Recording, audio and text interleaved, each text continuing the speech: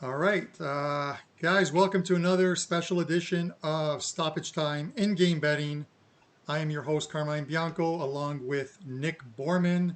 The great news is it doesn't look like there's any technical issues because I see us streaming on YouTube. So welcome to everyone in the chat. Nick, how's it going? You've got a little one with you today. Yeah, he's here just for the first few minutes anyway, saying hi. He doesn't have his Atalanta jersey on yet, but he's got to go change and get it on. Just waiting for the wife to finish up upstairs, and she'll come grab him. So I'm keeping him busy for a couple minutes. That's awesome. You got to let me know how many pounds because I'm going. One of my buddies, who's a big Juve fan, him and his wife just had a baby girl yesterday at 4:27 in the afternoon. So Awesome. I am heading down on Monday to pick up some at my favorite store, some jumpers and stuff for all of you guys. I'll get you a mix of some EPL teams and some Serie A teams, and obviously he only wants Juve. Anyone who's wondering why I'm wearing an Atlanta Falcons jersey is because although they're playing Atalanta today and I don't have that jersey, I figured I'd get the next closest thing, Atlanta. So that's about as close. I got the Julio Jones. I'm not even sure who number 11 is for the actual Atalanta team. Any Atalanta team, Nick? Any idea? No, but I have no idea. I'd have to Google that one. I do not know. I'll actually look at it while we're waiting for the game to start, which goes in about 10 minutes. Anyone who's looking for our pregame bets, we did post them on Twitter about a half hour ago. I'm just looking to see if there is for Atalanta, Fruler, midfielder, is number 11. So we don't have him to score. But if you guys are wondering what we do have, these are our in-game wagers for today prior to the start of the game. We have Atalanta halftime, full-time. So they got to have the lead at halftime. They have to win the game. Plus 110 on that. We figured if we were going to take Atalanta to have the lead at halftime, that was minus 110. We might as well go for the extra 20 cents of value and figure if they've got the lead at halftime, they're going to win the game. Goal scorers. We've got Dubin Zapata two different ways. We've got him to score at any time, minus 163. That's usually a little higher than we want to play. But with this lineup, I figure, and he is starting, that he should score. And then we've got him to score 2 or more goals at plus 250. We also have both teams to score and over 2.5 goals at minus 120. And then I added a couple more scores for Atalanta as well too. Obviously, you can see where we're heading with this. I have Alejandro Gomez, better known as Papu Gomez, at plus 137, and Mario Pasalic at plus 210. Pasalic had 3 goals last time out. Not saying he's doing the same thing today, but he is in the lineup with Ilicic and Muriel not in the starting 11. So these are guys that are in there. And the thought process here is if either Gomez or Pasalic scores, one bet covers the other with some profit. And then a free run on the other one. Maybe we hit them both. Yeah, it's always good to free roll these bets, and if we can hit those early, the ones like the the Atalanta halftime, full time, that's something that if they have the lead at halftime, we can always think about cashing out later.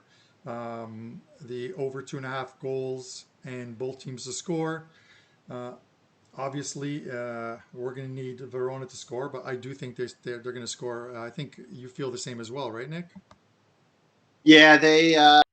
I think we both like Atalanta, obviously, for the game, but I think it was me who talked maybe you out of the full-time wager laying. And I think if you take them, you're getting a minus 1.25. If you're taking Verona, you could get them plus 1.5. You could swing it either way, a quarter of a goal. But I just had to worry that Verona has been tough. They don't lose by many goals very often.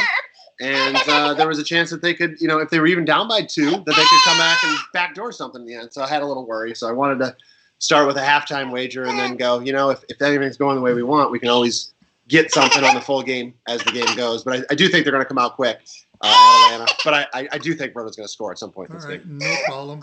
Yeah, the line in this game right now is Atalanta minus 250.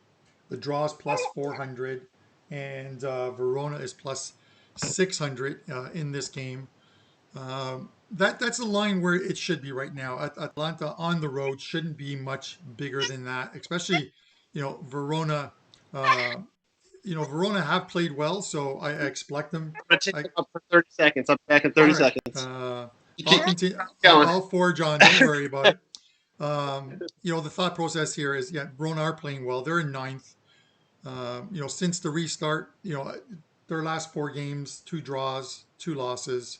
The losses, the Brescia one is probably the most disturbing one for them, but that was on the road. At home, they did draw with Inter, and they lost to Roma, I think, the last time out. So they've got one of those weird records: 33 games, 11 wins, 11 draws, 11 losses, 41 goals for, 41 goals against. You're very rarely going to see something like that. But as I stated, they've got the sixth best record in Serie A at home. 8-4-4, 8 wins, 4 draws, 4 losses, 24 to 19 goal differential. They picked up 28 points. So I don't think this is by any means or any stretch a gimme for Atalanta. I think they're going. Um, I think they're going to be given a hard time here, but I still think they win. They've locked up a Champions League spot. They probably want to finish second. And they may think that they have a shot at the title. They're only 7 points back of Juve with 5 games left, and Juve have a big game against Lazio this weekend, so um, they could pull within 4 points by the end of Monday. So anything is possible in as far as that goes. Um, Fritz Allen, welcome. Joe Watson, Brian Watson, Joe McMullen. Joe, I see you're saying DraftKings has Zapata 2 goals at plus 450. That's pretty good. That's a very good price. I'm not sure if they do like price boosts or anything. We're Yep. looking at 365 for ours, and Zapata is plus 240 for two or more, and then plus 850 for three or more.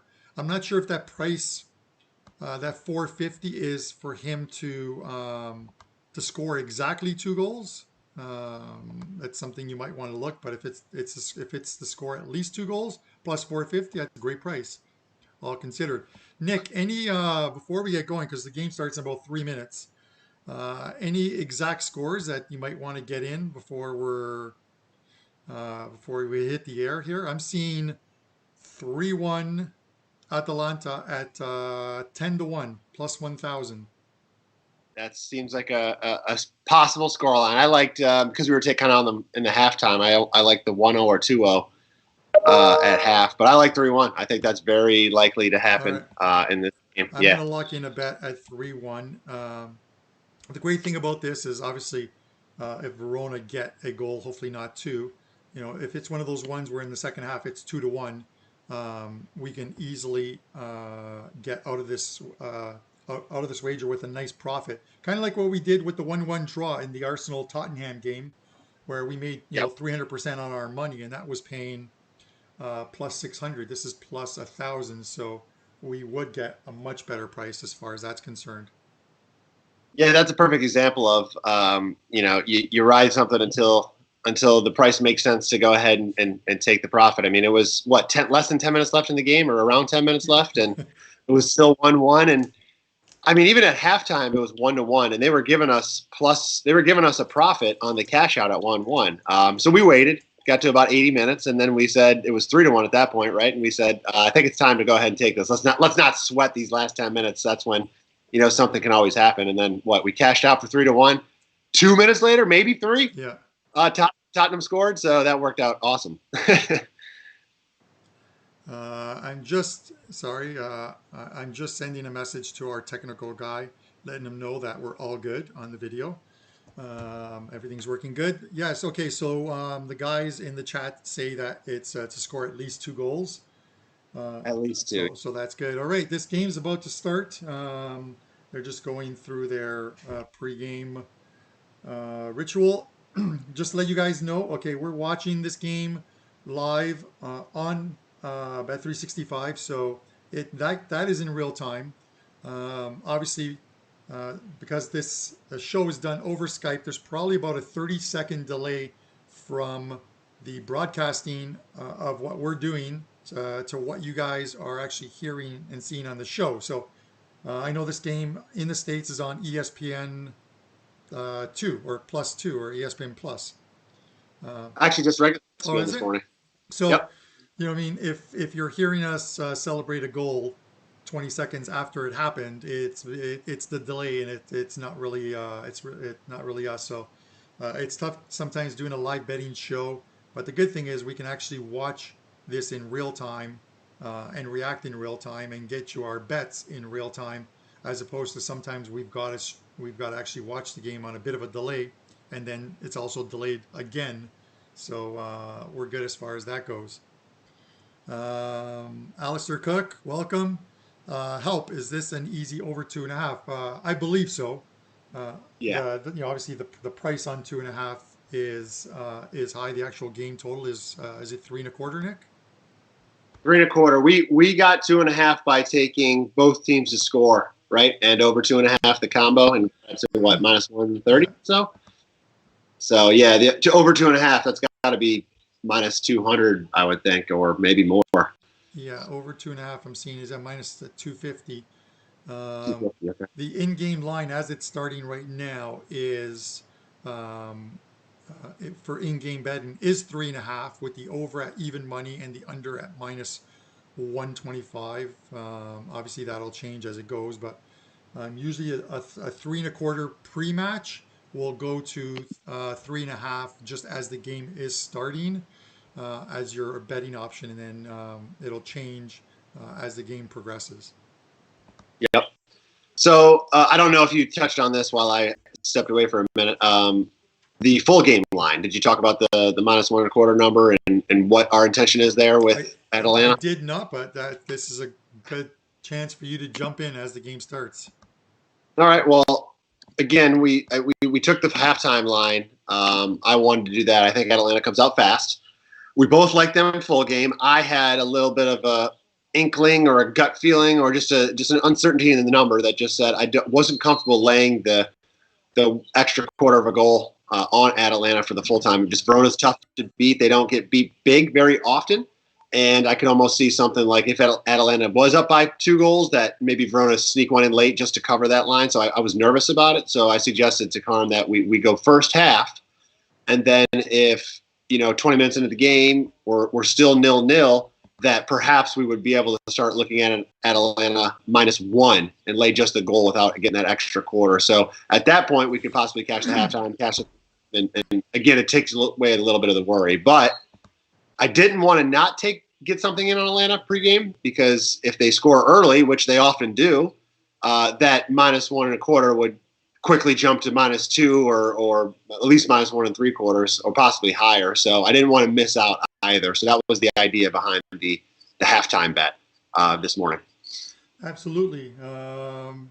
Games underway. What we'll also do, we'll try and cover some other games that are in play while the games are going on during any hydration breaks or anything that we might like. The only other game I see that possibly will start with will be the Norwich Burnley game, which goes at 12:30. So we'll try and get some info excuse me, as we're going there as well too. I will have Nick just let you know, in case you're seeing the chat there. I will have a quick finger on the ban button for anyone who tries to spam us and stuff. So I just ask you guys not to post any links in the chat whatsoever. There's always at least one. So Always. uh, I'm just trying to. I'm just. Have you looked at as we're watching this game, and if anyone has questions, just let us know. Uh, Have you looked at the Juventus, the Monday game, Juventus Lazio? I was reading up that, Lazio again are hit by a couple more injuries. That line is sitting at minus 150 right now, or at least it was last night. Not sure if I Yep. want to lay $1.50 with my beloved Juventus team, who seem lately to be playing more like Norwich than they are like Liverpool. Yeah, they've been conceding, if that's what you're referring to. But Lazio, we've talked about them a couple times in our regular shows during the week, and they just, there is nothing good to say about that team right now. I was looking at Juve actually minus the 3/4 of a goal line, so I didn't have to lay the 150 juice. But I like Juve. I think listen. Lazio just can't score right now. They ended up in a scoreless draw against Sampdoria in their last game, which I did like the under on that. I thought they were struggling defensively. They needed to step up defensively. I think they did that, but they just can't score. So Juve, even though yes they've been conceding a little bit recently, they're the better side. They're going to get the chances in that game, and I don't think Lazio is going to get many. So I like Juve there. Yeah, Carm. I don't want them on minus 150, but I like the 3/4 of a goal. yeah, and welcome Shani Sosasi, Dennis Masanovic. There are no links in our chat, Dennis. Unfortunately, unless you have like Bet365, let's say, that is showing the game, or you can find like one of these links that have like a zillion pop-ups on them. Like let's say like a First Row Sports. I don't want any links posted, but if you don't have ESPN, but those are probably the only ways to get those links. Is just to Google them or sign up at 365, which is available in Europe. As far as Juve, they do think draws or wins lately. They're just not playing well defensively. A lot of errors. The midfield isn't what it normally is. I'm not really sure what is going on there. It doesn't bode well for this team. It almost seems like they're crawling to the finish line with a 7-point lead. Obviously, they beat Lazio on Monday. That pretty much will lock up the title with them with about 4 games left. I just don't see, with the 4 games they have and all pretty easy games, that they lose the title. Maybe their focus switches to Champions League in the game against Lyon.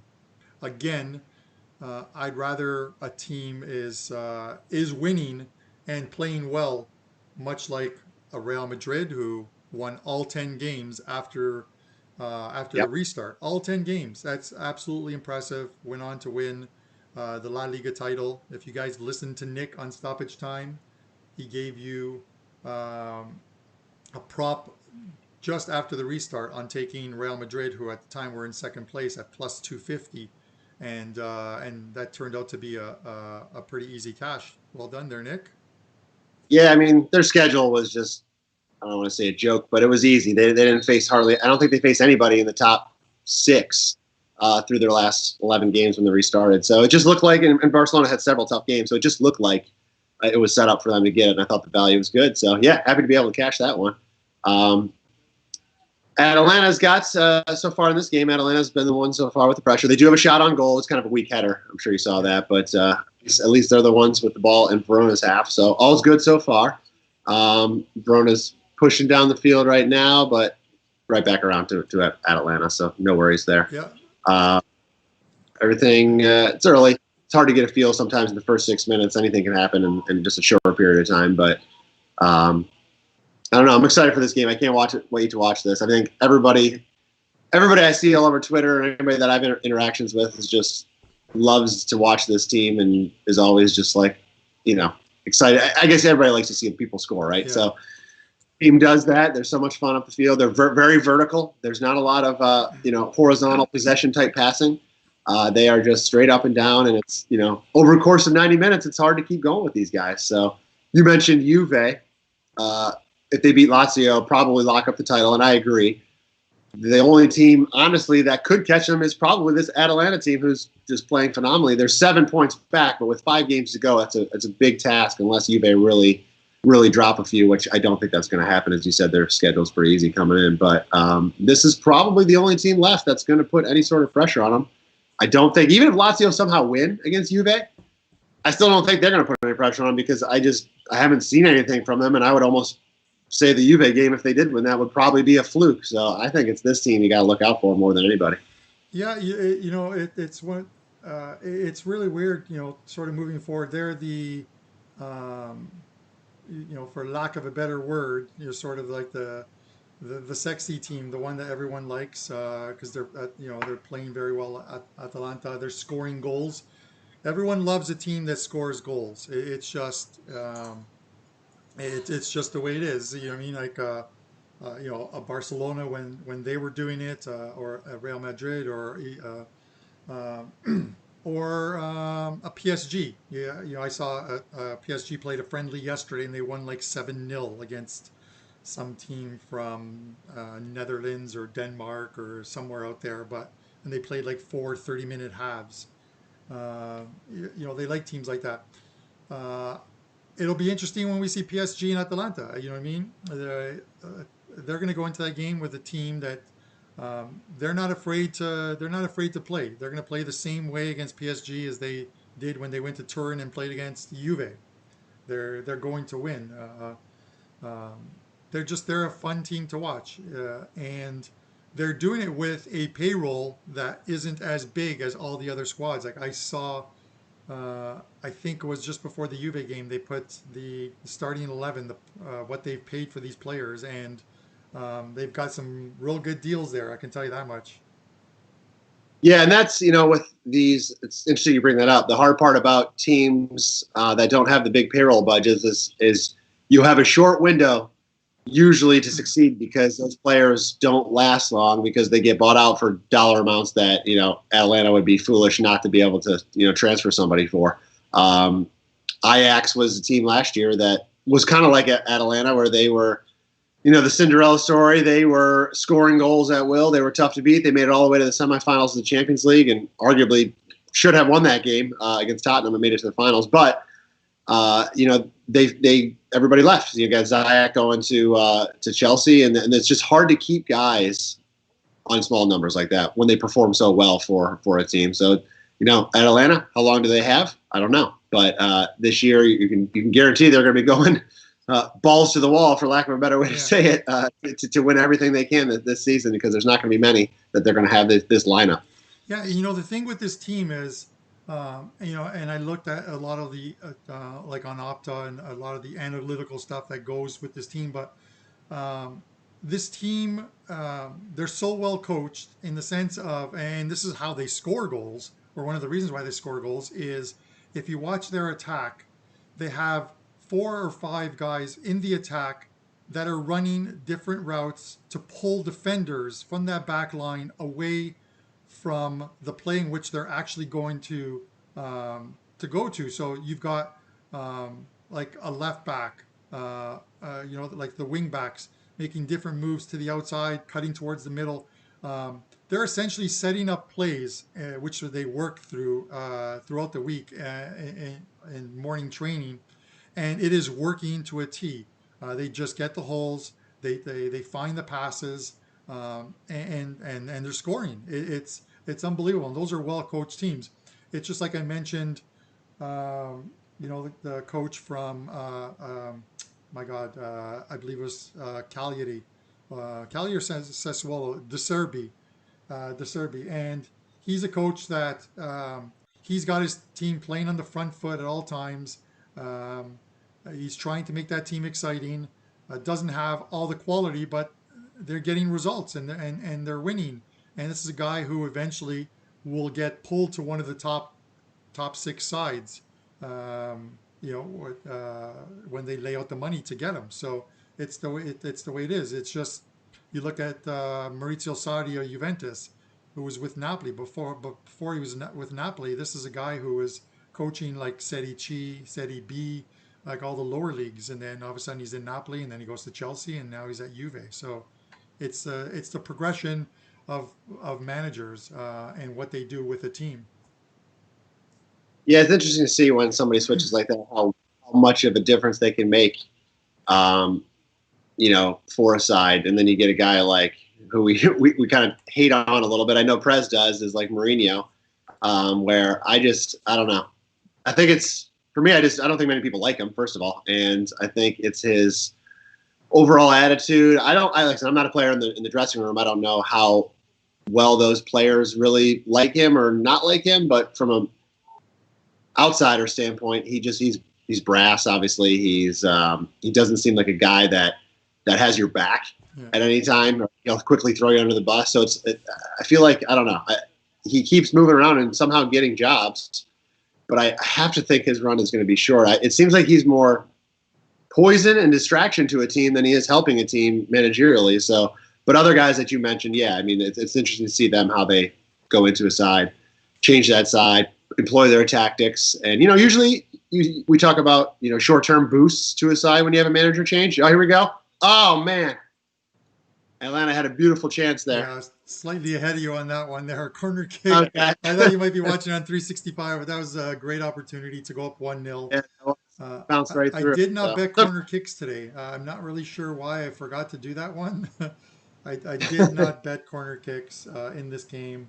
It looks like the two-way corners right now, the over-under is 10.5 in that, so I'll keep an eye out, but I don't want to take that now. It's at 2 right now, 14 minutes in, but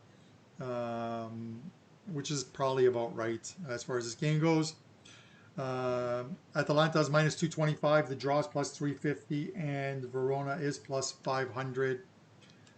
This total is still hanging at 3.5, it looks like.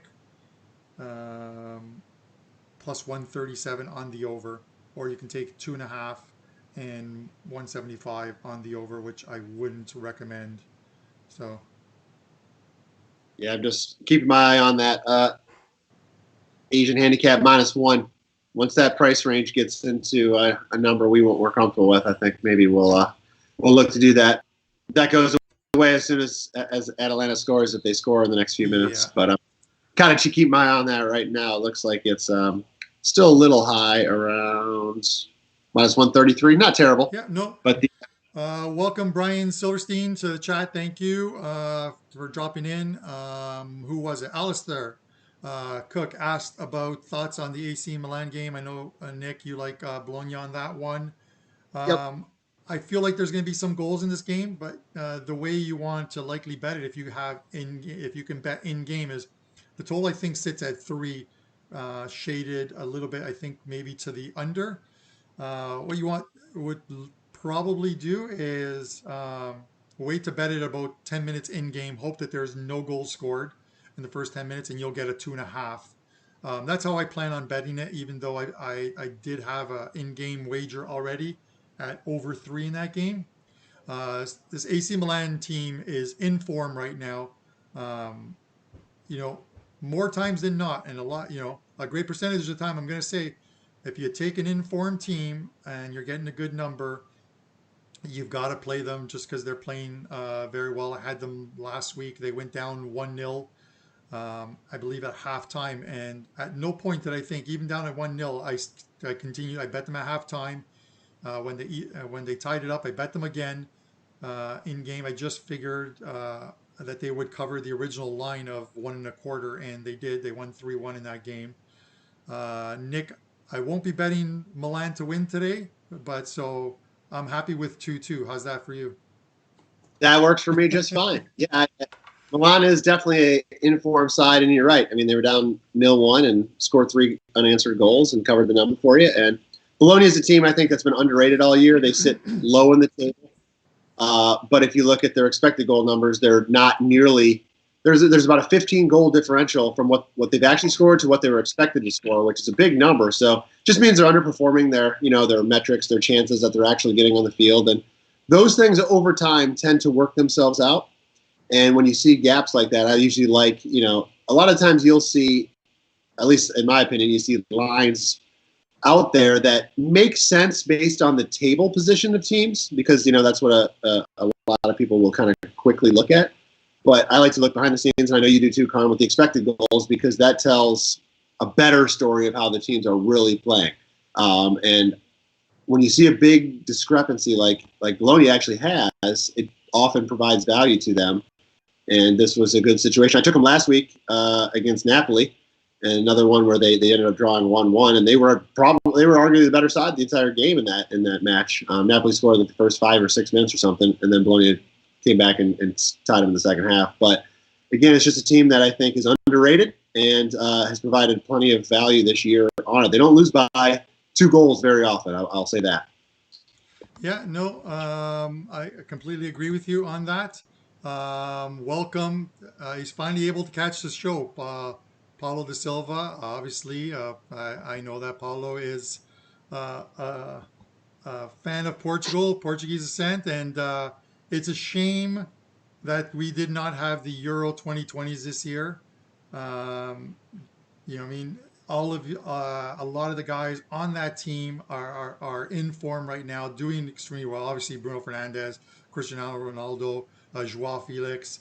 That team, um, uh, obviously, think back to the 2016 Euros and what they did, and they've got a young, some young stack teams with young stack players, but with some veterans on that team. So they were one of the teams I had a future bet on in the Euros, but those bets got canceled. So 2021, we'll do this all over again. Don't forget the Silva family. What is there, like 4 or 5 of them on that team? Yeah, there are and stuff. Let me tell you, while we're waiting for the first goal in this game, it's going to come at some point, and at some point, Atalanta is going to be bettable for me in game. They're at minus 188 right now, so I'm just going to keep an eye on that as we're talking about. It's a funny thing growing up in Toronto before I moved north of Toronto, but there's a huge Italian and Portuguese community in Toronto, and for the most part, they all get along. The older generation Italians and the older generation Portuguese all get along. You know who doesn't get along? The younger Portuguese and the younger Italians. It's that ego stuff. And anytime it was a World Cup or a Euros, the happiest day for either Italy or Portugal was when the other team's nation was eliminated. Absolutely. You would see cars with flags driving into the areas of, like let's say Little Italy, or in Toronto, it's called College and Grace. There's a lot of Portuguese, a lot of Italians. This is what they did. You know what I mean? It's just, it's the younger ones. You sort of lose that respect for others. But, I bet Portugal back in Euro 2016, so I'm good with it.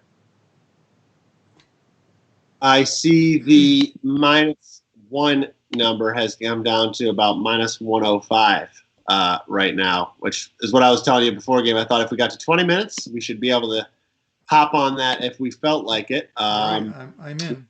Wait, if you want to try to get a little more greedy with some plus I, or I'm in, Nick. we can I've got it. take it.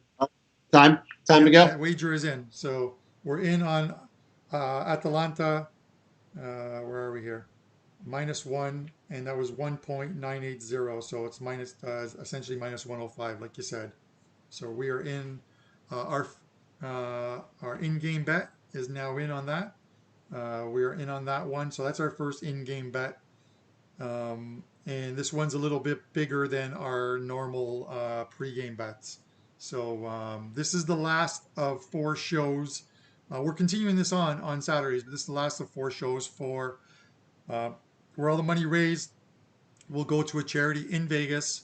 I'll send it to Kelly Stewart, and Minty Betts from WagerTalk, and they're going to send it to, or they're going to take it into a animal rescue shelter, dog rescue shelter. And then we'll start our next 4 shows, and this will go to actual the fantastic women that run WagerTalk. Yes, they run it. Both Melissa and Missy, who take care of all you guys when you're calling in or emailing in with questions or complaints or requests, and they always take care of you. And we're going to take care of them. They deserve it. That's for sure. They work hard for us. They work hard for guys listening, and I can't wait to do that. Hopefully we can deliver some winners for them. I think Prez tried to put the mush on us yesterday and say, "Oh, that's probably when you got." So hopefully that's He not. he'll be wrong. He doesn't understand our soccer in-game betting. The Prez is incorrect. That's So right. there's no way he can mush us on this. Um, while we don't have a goal yet, 22 minutes in, it's one of those things where anytime you have an over, I always say it's the first goal. The first goal opens up the game, and then you just see them come in. It's similar to in a game where you expect goals. It's similar to, let's say, the MLS game last night. I'm not sure if you saw that one, Nick. The Sporting KC game, quite possibly Yes. one of the weirdest games I've seen. Sporting KC ended up winning that game 3-2, but they were up 2-1 and up two men after two red cards to I think it was Minnesota, and they were still able to tie the game, and then but they won it late, so they won it in the 92nd minute of stoppage time, so that worked out pretty good for us. Yeah, I was on the over in that game. Once that first red came out, I felt pretty good because Kansas City at that point had started putting the pressure on, and they looked like they were going to score. And then, of course, they ended up putting two in the next, I don't know, 10 minutes or so. But yeah, I did not expect Colorado to score two men down. And of course, Kansas City, if they would have ended up drawing that game, that would have been really embarrassing. But luckily, they scored there in the final stoppage time to get the win for you. Yeah, thankfully, I had some scoring props up as well. The other night, I posted on Twitter three scoring props, plus 210, even money, I think it was, and plus 250, and they all cashed. All the scorers cashed. Last night, I had three of them as well too. One of the two cashed, or one of the three cashed. Polito um, for and that was on a penalty kick, so all the better. I try and take guys who are not only do I think will score, but who I know will take the penalty kicks for teams should they get one, because those are usually gimmies for you. And he was like plus 120, so one of the three cashed, probably a small loss on as far as that goes. They're all like one unit plays, but they seem to come in. Atalanta's plus, or sorry, minus 163 right now, Nick. This game's in need of a goal. Yes. Yes. I think it's coming. I mean, Atlanta, they've had a couple chances already. I think they'll keep continuing to get their chances, and I still feel great about our positions here. Verona actually has had a couple chances themselves, or at least put themselves in good spots. So I still like our both teams to score wager. I think they do get one at some point, but I'm still confident at Atlanta here. I haven't, I think it's pretty standard operating for them so far, and no reason to think otherwise. Yeah, but it would be nice to get something quickly. Yeah, when you play a team, much like an Atalanta, um, as a home team or away team, what you're doing is you're essentially defending first and counterattacking, playing second. When you try and go with them, you get those results like we just saw last week, 6-2, and where they can just light it up. But this is the reason why the game needs a goal, and obviously a goal by Atalanta just sets it going. If Atalanta scores, that minus 163 will become something like minus 400, if not even higher. It's Yep. one of those things that it takes Verona out of the game plan that they might have, which is four guys back, and then you've got two or three midfielders dropping back when they're attacking. So you've essentially got like six or seven guys across the box, which makes it tough to break down. So we'll see what happens as this game progresses. Atlanta's getting their chances, and they're swinging in their passes from the on the crosses. So we're coming, Carm. Yeah, We're coming. I never really worry on like when totals are like, let's say 2.5 or 3. Uh, I never really panic when there are teams that I think can score, and when it seems like one team um, is playing much different than they normally would by defending a lot more.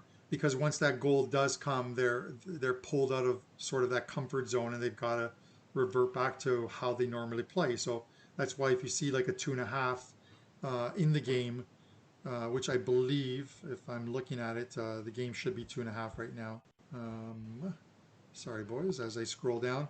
Two and a It half is over is 110 on the two and a okay. half right now. So um, I'm going to dig us a little further deep and put in another in-game wager on over 2.5 here, because one goal before the break will will definitely get this game on the way to going towards a 2.5 total. So we'll get that in there right now.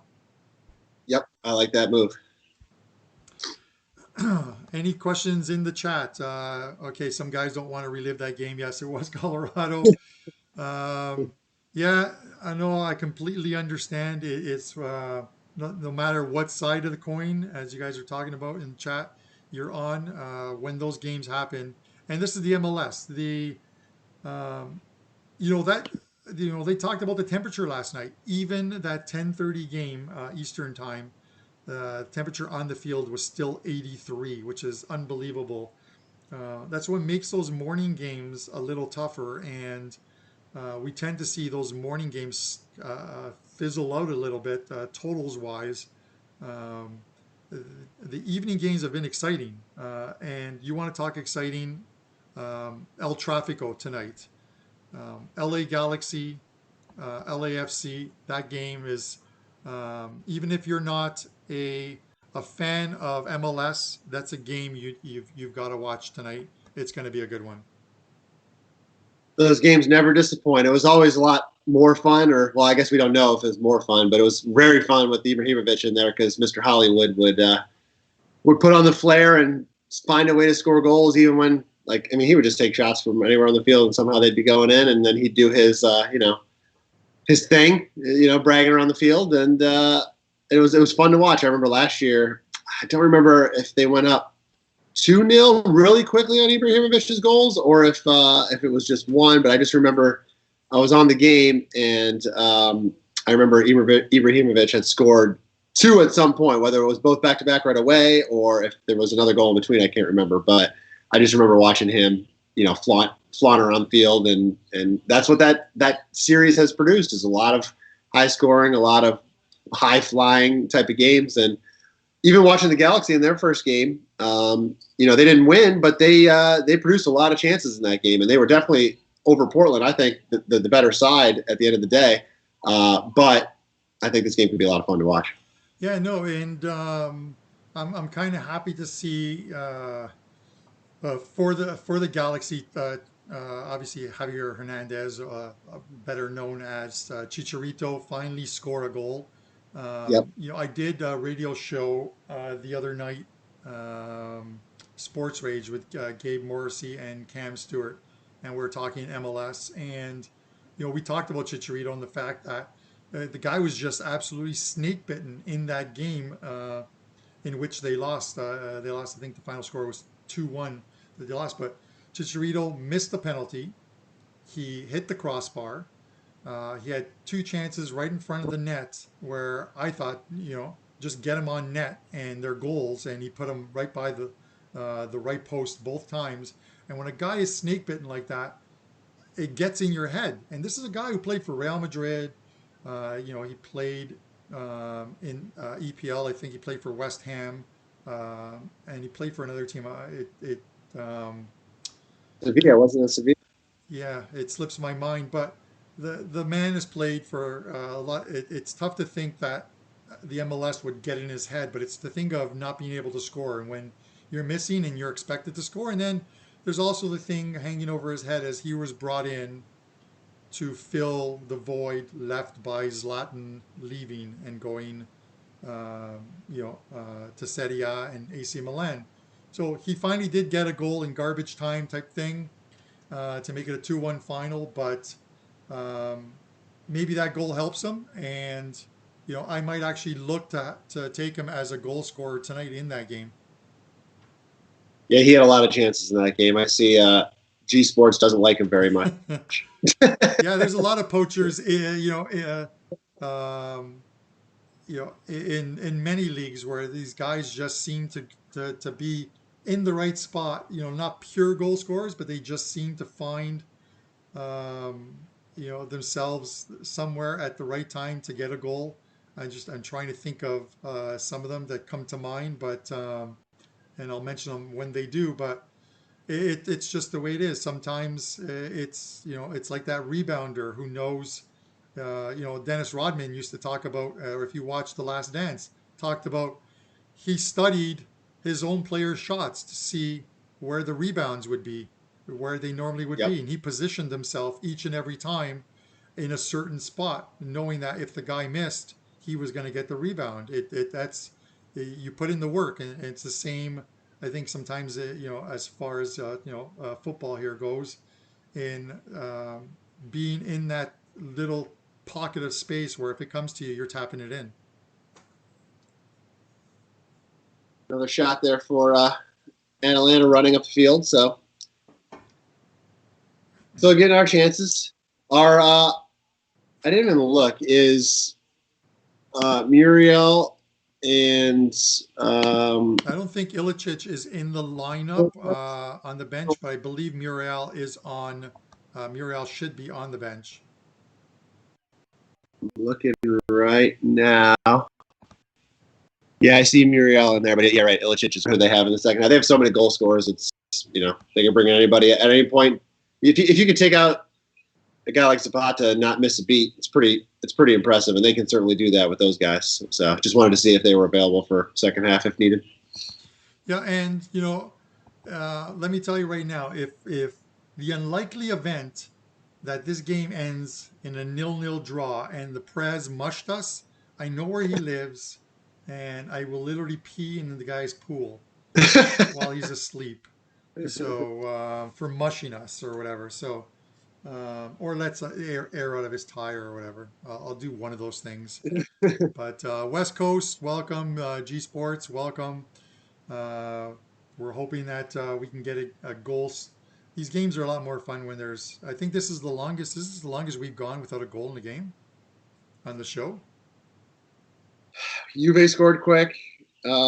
United Norwich took a while, right? I Yeah, don't remember when that first goal came in. That was a little took a yeah. I think while. that came in the second half. I think actually, because United scored the middle of the second half, and then I believe Norwich tied it, and then United won it in the first extra time or second extra time where they scored.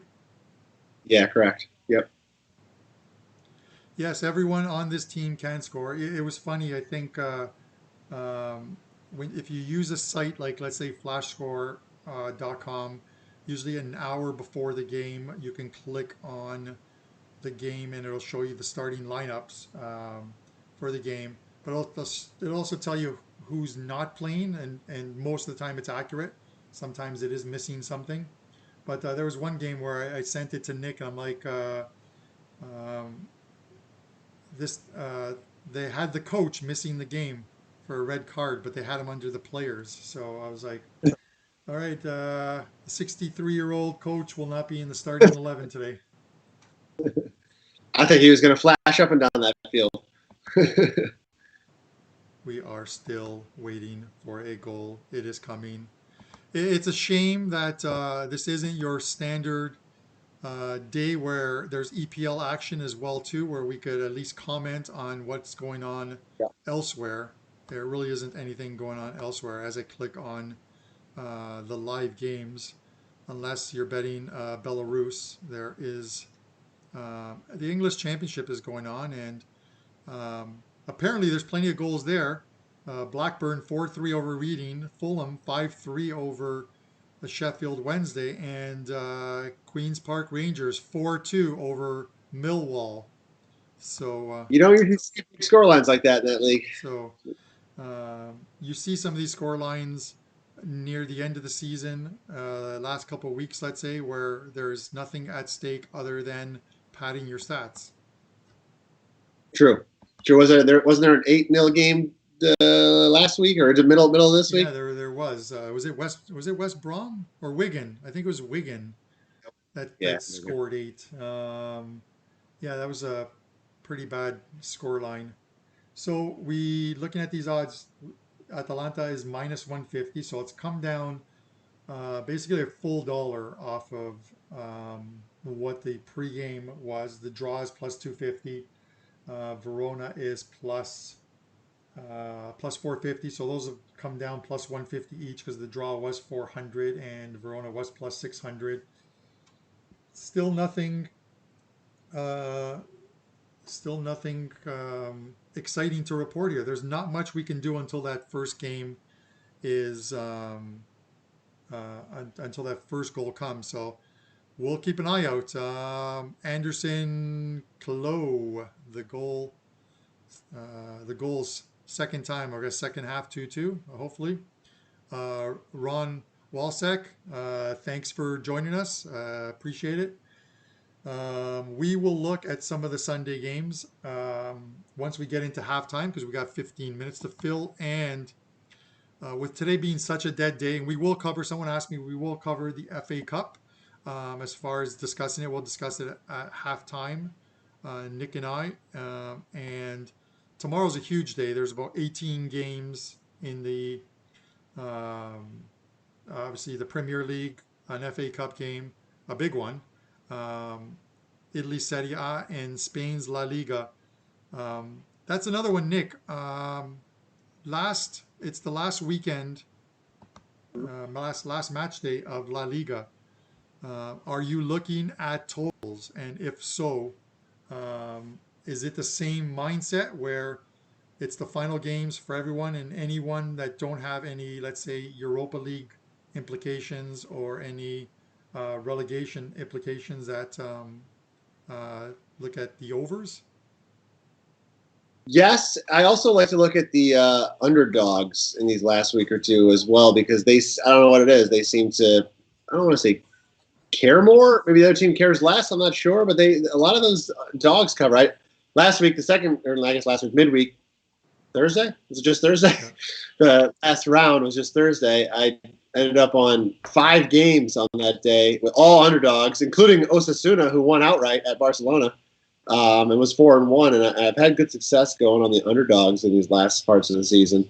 But all those were because they're scoring goals. So yeah, the over is usually a good reason to do it because, like you said, the teams want to score. It's the end of the year. They want to feel like they can end the year on a good note, and it tends to work out really well for me on the underdogs. But I do like the overs as well. I wouldn't look to a lot of unders, that's for sure. Not that I would rule them out. I just probably wouldn't look at them first for by any means. Yeah, and we're not fooling anybody if we're taking overs, as let's say in some of the games, because the books adjust the lines accordingly. They understand. It's just like any other sport in a game that has no implications whatsoever and might be played a little looser.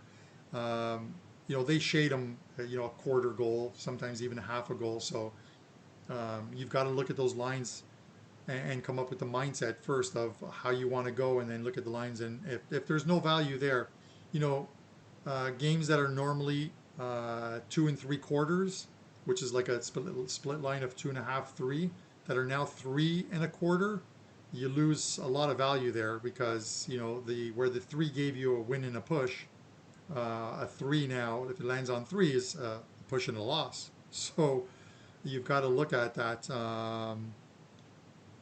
as well too, I believe.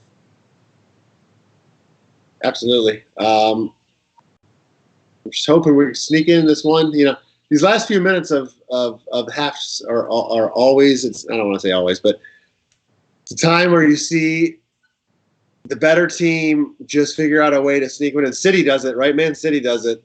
I swear, every game I look at, I'm like, oh, it's 0-0. We're gonna, this under looks great, and then they get one in the plus second minute, and I'm like, oh, great, and then all of a sudden, boom, boom, the second half, and it's done. I feel like Atalanta can do that here with us as well. They're a team that kind of just wears on you, right? It's not 90 minutes yet, but 45 minutes of a lot up and down can wear on you, and you can, great chance right there as I say that. You can find a way to sneak one in just before the whistle. So hoping we can get one here. Yeah, it's so far, and it's uncharacteristic of, and that was the Zapata one, of how they're not getting close enough to that, let's say that 6 yard box. A lot of the shots from the outside right now, they need to try and get sort of that give and go that tends to work for them that I mentioned earlier. going. So it again, it's one of those things, and it's not moving off of the minus 150 right now. So if you liked Verona before, sorry, Atalanta before the game, then you should like them now at minus 150. I wouldn't really be worried about the fact that if this is scoreless at halftime, it's one of those things where if you like them, um, your wager should always be based on 90 minutes and not 45, right? It's the same with the total.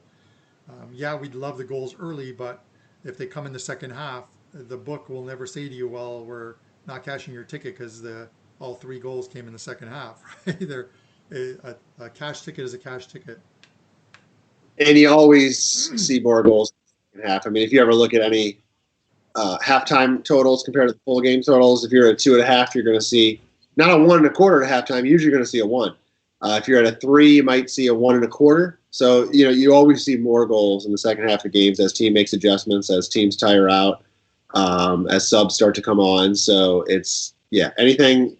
If you're on an over and the game is still there's been chances, which there's been chances in this game, then usually you're still going to be in a good position.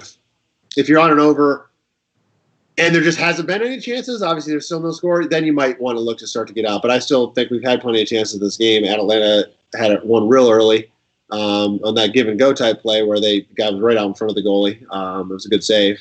And Verona actually had a couple chances. So, I still think we're in a good position with this over. Yeah.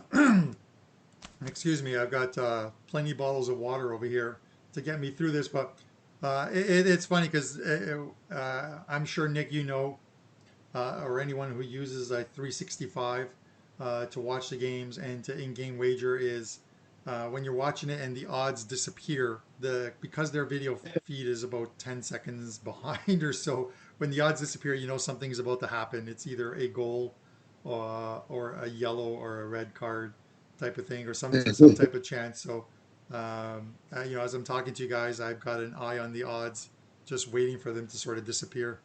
It's a good sign. Like, oh yes, what happened? What happened? And then you were sitting there waiting, hoping for the best. During halftime of one of the um, during halftime of one of the Serie A games this week, I was watching it and up here in Canada, we have a station called TLN that shows the Italian Serie A games, and uh, the girl at halftime who does the show talked about the weirdest bets ever made.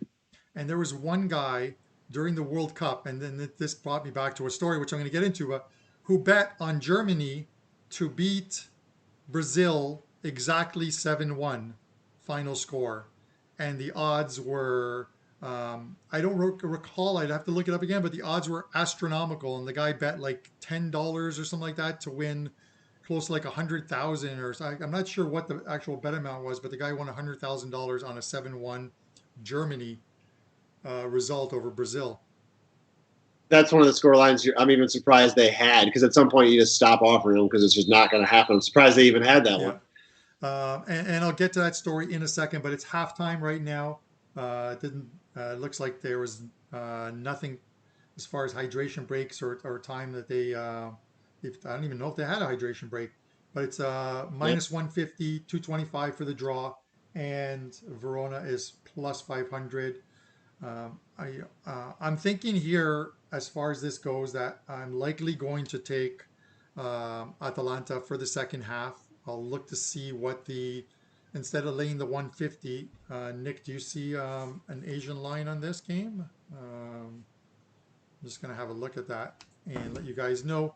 Because sometimes if you figure they're going to win the game, you can get a better line. Yes, the Asian handicap right now is Atalanta uh, minus 0.75, which is an Asian line of a minus a half, minus one, and it's 1.97, which is about 106, 107. So I'm going to take that one for us here. We're kind of going all in on Atalanta, but it's hopefully the second half the adjustments happen. Yeah, I mean, they've had the chances so far. They've had 9 attempts, 4 on goal. Verona's had 4 and 1. So, and the chances that they've had were pretty good. So it's not like they're just, shots from nowhere that had no chance of going in. They've had a couple good looks, and seems like to me they've been controlling the game. Verona's held a little bit more possession, but that doesn't truly matter here. So I think it's going to be an early goal, hopefully in the second half. Disappointed we lost the halftime wager, but that's why we talked about it before. We were just going to throw a smaller amount on the halftime line, hoping that they would get out to an early lead. But then once we get that -1 number in game, we were going to go bigger. So the hope is, as long as we win the second half here, we'll have no problem being profitable as far as the side goes. Yeah. So I want to continue just because we have some time before we get into a couple of the other games and stuff. When I was talking about sort of that 7-1 final reminded me of prior to the World Cup in 2018. I went to Vegas. I flew to Vegas to do a series of videos on the World Cup and previews in May and place a bunch of futures bets to win group bets and so on and so forth. So I'm in studio with Marco. We're filming a video, and I talked about the teams that I thought would make it to the final, to the semifinals. And the teams that I had making it to the semifinals were, I had, as far as the brackets went, I had France playing Belgium in one final, in one semifinal, and I had Croatia playing Germany in the other semifinal. Obviously, Germany spit the bit in the group stages and were eliminated. It was Croatia and England. But in the finals, I gave as my two future bets. I said take France at 7-1 and take Croatia at 40-1 as your dark horse. I believe that those two will meet in the finals, and they did meet in the finals, of course. And I provided people with info on Twitter on how to hedge out Croatia to make a little bit more money on that. But the funny thing is in the video, no matter that I gave out the finalists of the World Cup, I stated that we were just talking about something, and I said, I remember Germany beating Brazil 7-0, and I had like 2 or 3 people literally egging on me, calling me an idiot because the score was 7-1 and not 7-0. I'm like, well, Brazil scored their goal in the 90th minute. I stopped watching after the 7th goal, so enjoy your 7-1. I guess the Brazilians really wanted that last goal, right? So to make themselves feel better. But they gave it to me in the chat, and I just thought it was pretty funny. How dare you forget that insignificant goal, Yes. Carm? I was at the window cashing my Croatia and France wagers. So yes. Well, they remember it because it helped them cash their both teams to score wager. Yeah, that could be it. Both teams to score over 7.5. Okay, FA Cup game later today. Arsenal, we talked about this on the Friday show. Arsenal, Man City. So, I understand Arsenal's playing very well. I did talk about, Nick, I did talk about the fact that, these two teams played the first game at the Etihad after the restarts of the season, and City won it 3-1, 3-0, 3-0, not 1, 3-0, but it wasn't as comfortable a win as the scoreline indicates, even though Arsenal were reduced to a man. What do you think on this game? Well, if you look at the history of the teams, I mean, City has won 7 straight. It's hard not to see them winning. I'm not thrilled about the goal and a half number that you got to lay. I think it'll be tighter, though. Arsenal, they've been improving defensively is what they've done. Of course, the game we did last week, they made a couple defensive mistakes, and that led to a Tottenham win, as of course I'm complimenting their defense. But overall, Arteta's done a good job with them. They've been playing better defensively. They held City, as you said, in check in that first game a couple weeks back. And I think, if anything, that can happen. And City is a team, they hold possession. They don't give up a lot of chances. So I like the under. A lot of their games, 6 out of their last 7, have stayed under the total in the head-to-head. It's 3.25. I believe. I haven't looked again this morning. I looked last night, and it was still 3.25. And I like the under. I think there's a little value on the under in that game, which most people will shy away from when you're looking at a City game. But I like the under there. And I think City wins. I was a little nervous on the goal and a half, just because I could see Arsenal, keeping it really close and hope and keeping a maybe a nil one score line. But if they sneak one in and it ends 1-2, I wouldn't be surprised. So I like the under. I was a little more confident there. That way, at least if City does end up winning 2-0, 2-0, 3-0, then we're still okay. Yeah, and I agree with you as well as far as that game is. Um, I like the under in that game too. I think it's one of those ones where when the line comes out, if you like it, you've got to take it at let's say three. I think it was at 3.25. Because if it does go to three, you lose some value on that when it lands on three. And if you look at the score lines of these teams over the years, there are a lot of games that landed on that number of three. So the longer this goes scoreless, the better chance I think you have of cashing it. It's not being played at the Etihad. It's not being played at the Emirates. It's being played at the wonderful Wembley Stadium. So as is tomorrow's game, which we'll touch on in the second half when Verona is down 3-0 to Atalanta, and we need something to talk about. West Coast asks, do you think Arsenal are playing tight or are they going to be running? I think anytime anybody plays City, I don't think. I mean, you have to play them tight. I don't think that necessarily means Arsenal are going to go back and park the bus by any means, but I do think they're going to be more patient, pick their spots. I think with City, you gotta, they got so many good players around the field. It's a team you have to kind of, make sure defensively you're sound, and when the ball breaks to you, maybe somewhere in the midfield, you take your chances and start running at that point. But you can't push your back line forward. You can't push, your guys onto their side of the field because they will hurt you and they will hurt you quickly. And it's not a game you want to run and gun with because over time they're going to end up winning that. So it's a team. I think Arsenal will sit back to an extent. They're not going to park the bus. They're going to take chances. But I think they're going to wait for their spots and wait for that midfield turnover break. But I do not see them ever in this game. I think it would be foolish for them to be pushing their back line forward. So hopefully that helps you out in answering your question, West Coast. Yeah, no, and absolutely agree with you on that one as far as how the game is played. Arsenal. You look at that game against Liverpool. Um, they did the job against Liverpool. They went down 1-0, and like we talked about on the show on Friday, the Arsenal of old may have wilted a bit, and that 1-0 quickly turns into 3-0, and it's 3 points going to Liverpool. It didn't happen. Arsenal fought back under Arteta. They're playing much better under Arteta. They're hopefully the board at Arsenal give Arteta money to work with in the transfer window to help them out and improve the team a little bit more. But they did the job in midfield and on the back line of slowing down the Liverpool attack. And maybe that was the best game to have prior to playing this FA Cup game because it gave them, um, number one, a little bit of confidence, but number two, it gives them a practice, for lack of a better word, on how to stop an attack that is absolutely lethal and deadly. Because the city team has scored, I think, since the restart. I think it's at least 5 games where they've had 3 or more goals. They have a couple fives and a four in there.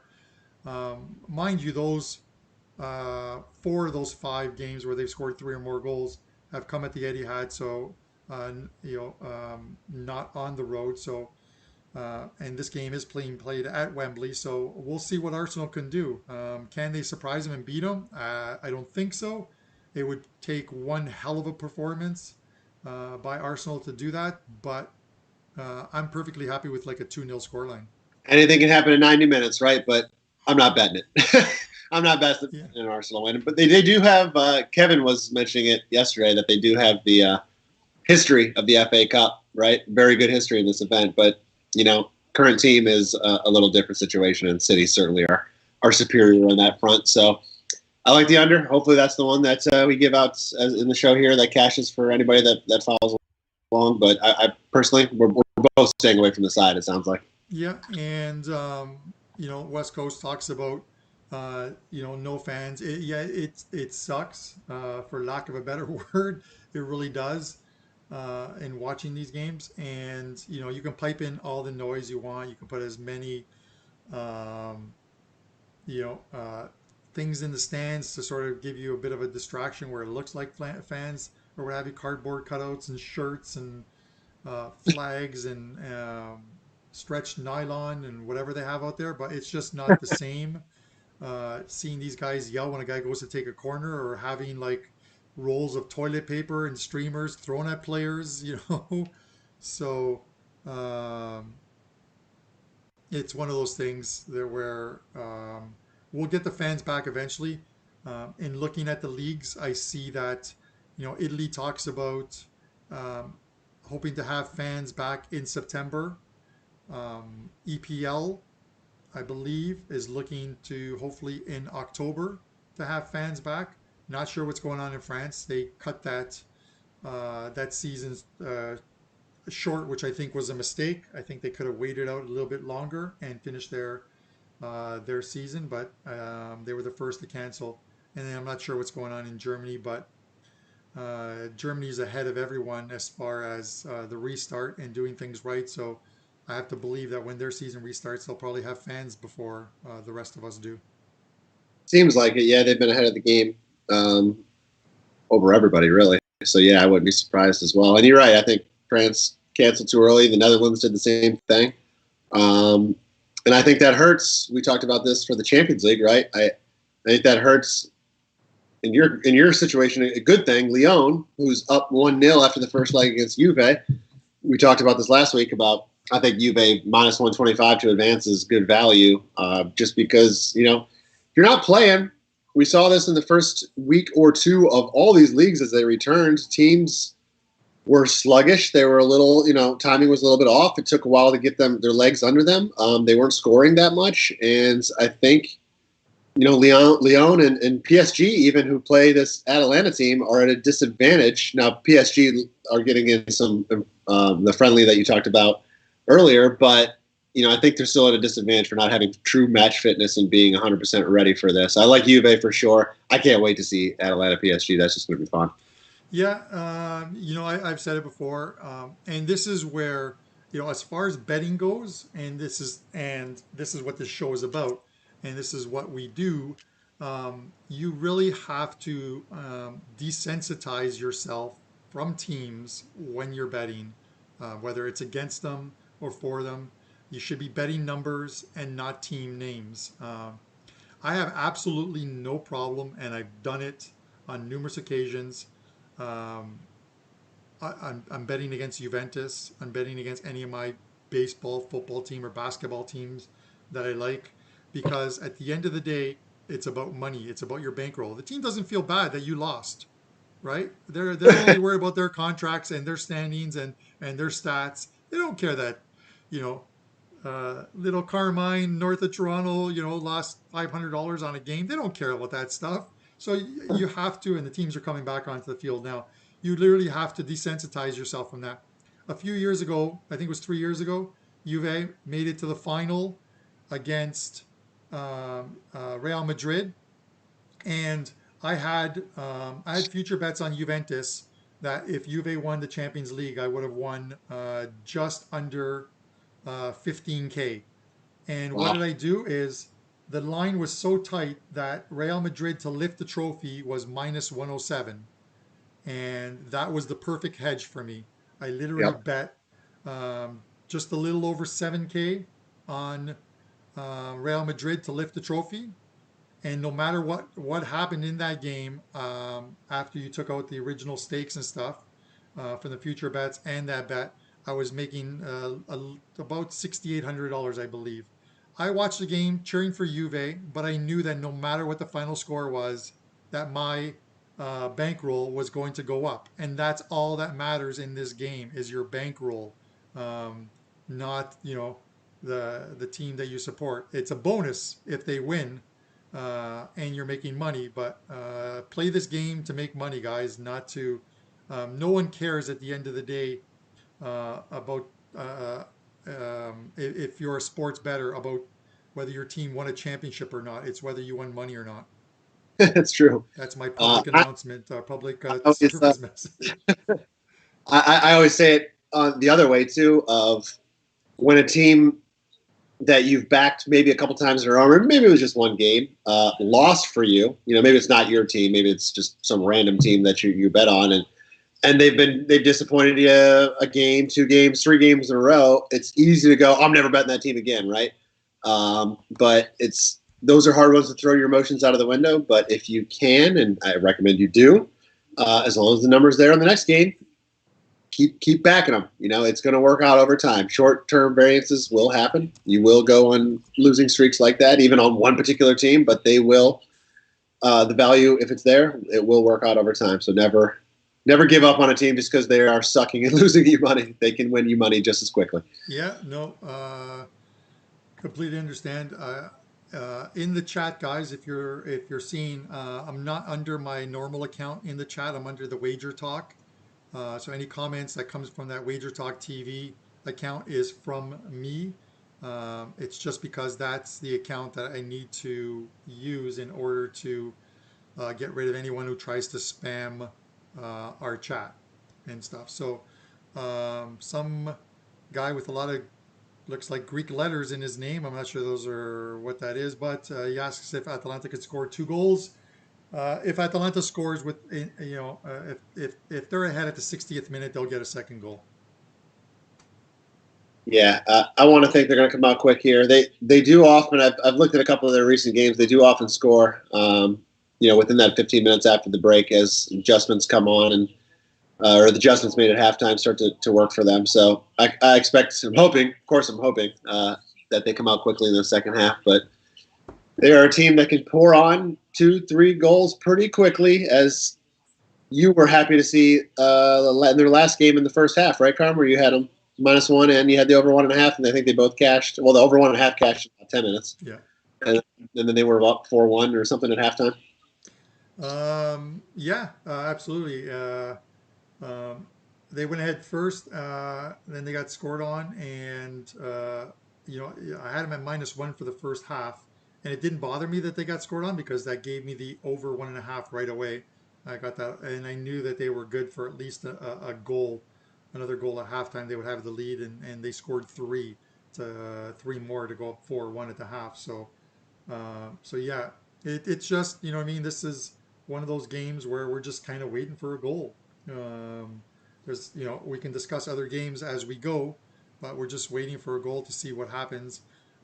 Brian asked about Muriel. I believe that they will bring him in at some point.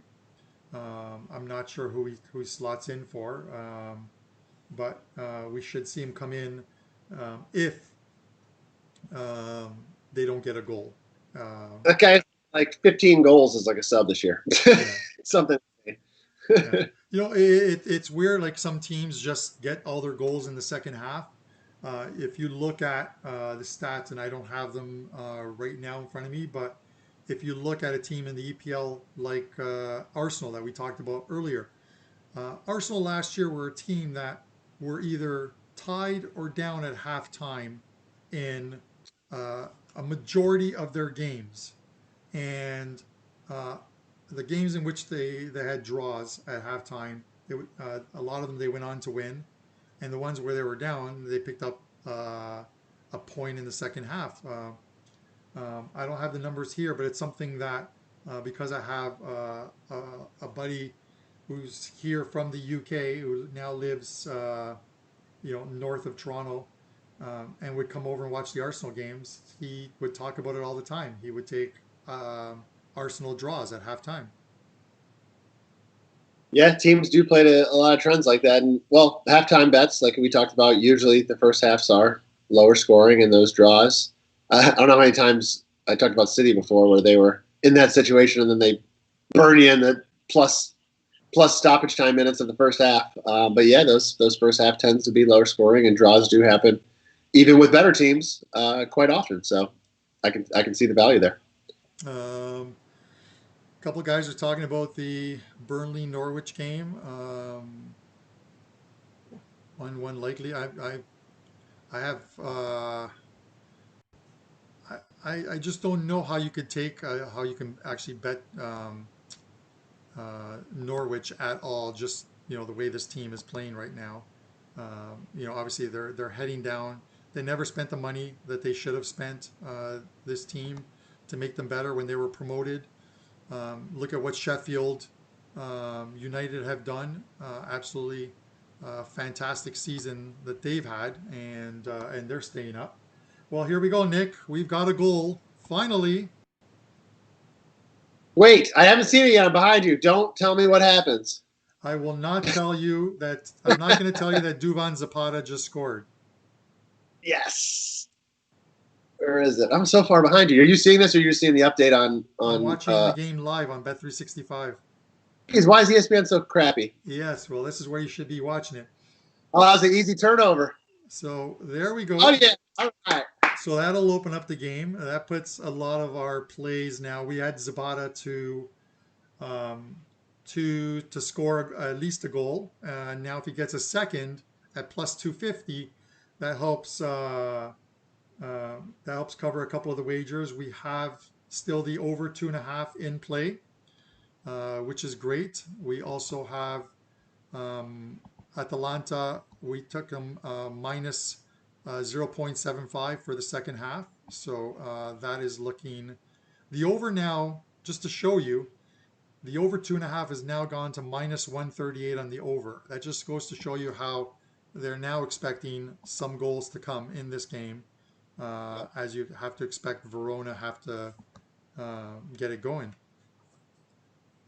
That was the perfect thing we could see is a quick Atlanta goal in the second half. I think I love our over 2.5 position. I love our Atlanta -1, -3/4. There's nothing right now that I don't like. This is where you got to be careful for Verona because very quickly this could turn to 2-0, 3-0. So hopefully we see that happen and everybody's happy here watching the show.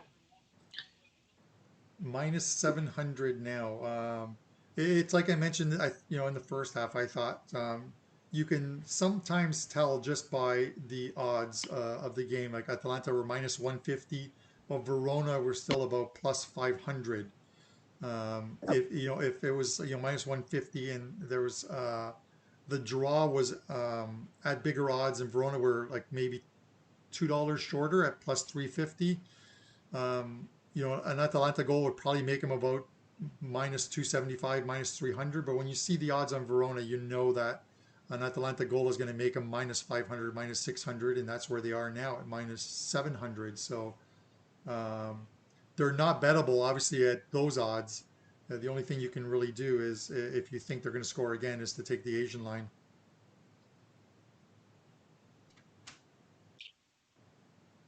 Yeah, the only I guess negative with Zapata is I think he's probably the likely one to come out if they bring Muriel in.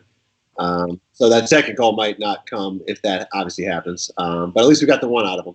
Yeah, I'm hoping that well, obviously I'm hoping that he gets a goal before they take him out, but I'm also hoping that as far as like the Muriel thing goes, is he sat out the last game because of an injury, and um, maybe he only gets brought into the game if he's absolutely needed, and if you have the Sure. lead, I'm not sure if that's a scenario where you want to put him in, right? So.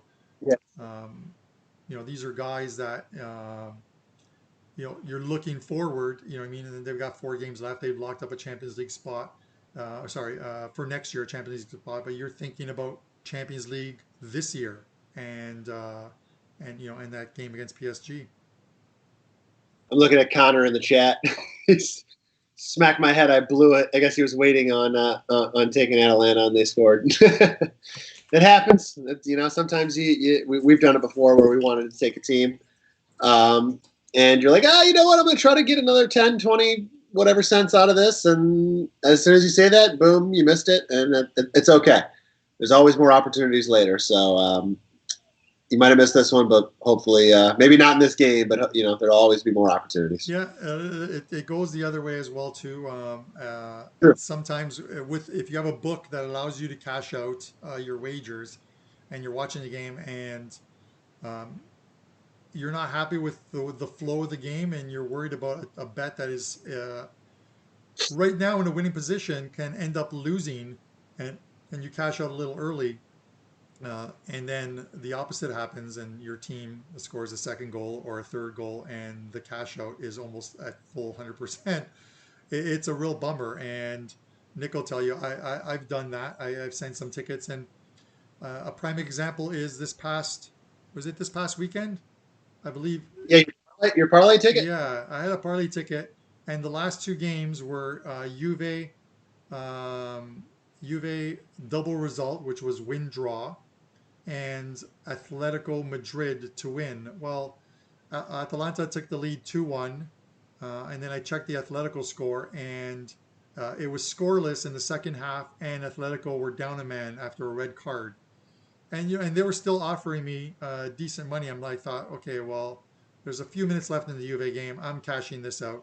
I cash it out. Juve are awarded a penalty. It finishes 2-2. I checked the Atletico one, and they score a goal while down a man. And obviously, I would have won the full amount on that. So it kind of sucks, but those things do happen. Yes, they do. And then you had another one this midweek where it was only $40 value, not to, or yeah, right. I forget who it was. It was Yeah. Chelsea, it's Norwich, whatever. That was the last leg, and you had they were basically paying you almost your full payout, except minus $40 when you were betting quite a bit. So it was like pointless to wait Yeah. for $40 to not cash out. And I mean, they only won 1-0, so it was never like you were comfortable that whole game. So in my mind, just from a stress level, I think you were good to cash that out. Yeah, and those are the ones, right? It's you have to think about sometimes with these cash out ones, and I know not everyone enjoys them, but it's a again it's a bankroll question for me all the time. You just have to think about um, if your ticket is paying $800 and they're offering you 760, you're losing out on $40 if if it loses. So just say to yourself, uh, do I feel worse about losing $40 by cashing it out early, or will I feel worse by losing the full $800 when if the unlikely happens and the ticket loses? You know what I mean? So um, I'm fine with the 40 as opposed to the 800. 100%. 100%. Verona's getting some good pressure here, which I think is fine. Again, we have the 3-1 correct score, right? And I think we have the both teams to score prop going, so I'm okay with them getting this pressure on. I think again they still could score a goal, and if they do, that even further makes me like Atalanta to keep pressing for more goals. But Yeah, I I, bring that up because they had a really good chance, and I didn't hear you go, oh. no, I'm fine with one Verona goal only after it comes after two Atalanta goals, so we get the 3-1 correct score final as as well too. Brian asks, how important is finishing second behind Juve in the league, or is second, third, and fourth irrelevant as they all go to Champions League? I think it's irrelevant. It actually is irrelevant. I've never been one to say, hey, we finished second, we're number two type of thing. As long as you finish top four, you're in the Champions League, and that's all that matters because they're all direct uh, entry into the group stages. Nick, I see something about to happen here, Well, it's got to be Verona then because they get the ball. and it is, and we're tied at one. I thought the odds kind of flickered. I thought it might have been like an offside, but the we're now even at one. So anyone who took that over 1.5 at halftime is now a winner. And our over 2.5 is firmly in play right now. We will need a couple Atalanta goals. And our 3-1 is in play, I believe.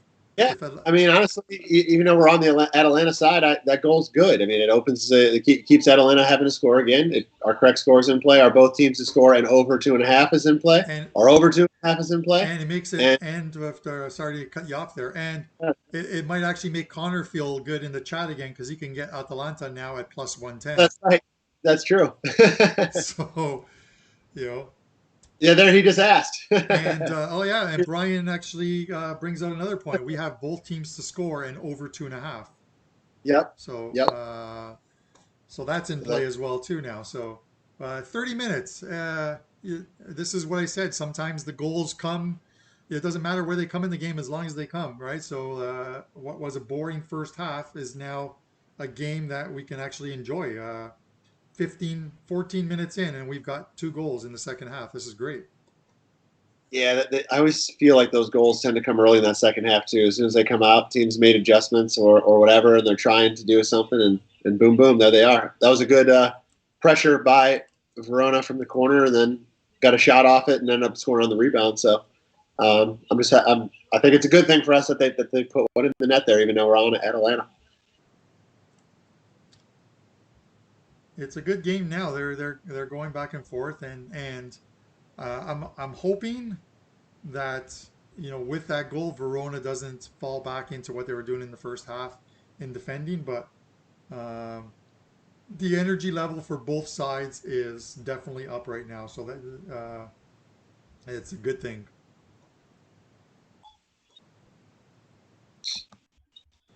I'm going to look at some of our wagers and what we're being offered here, just to give you an update, Nick, um, on anything that um, they're offering us a profit on over 2.5 right now.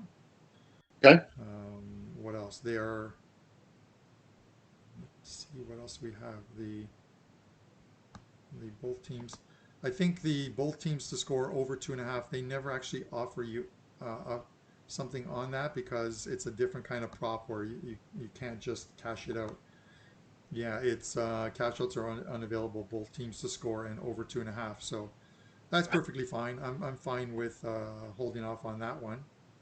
Yep. And they're offering us um, literally even money, our money back on Atalanta correct score 3-1, and it's 1-1 right now, and they're offering the full money back, so which is a bit of a surprise, but uh, I also know that they'll offer if Atalanta gets the next goal to go up 2-1, that they're going to offer a profit on that. So it'll be Right. interesting to see what happens there.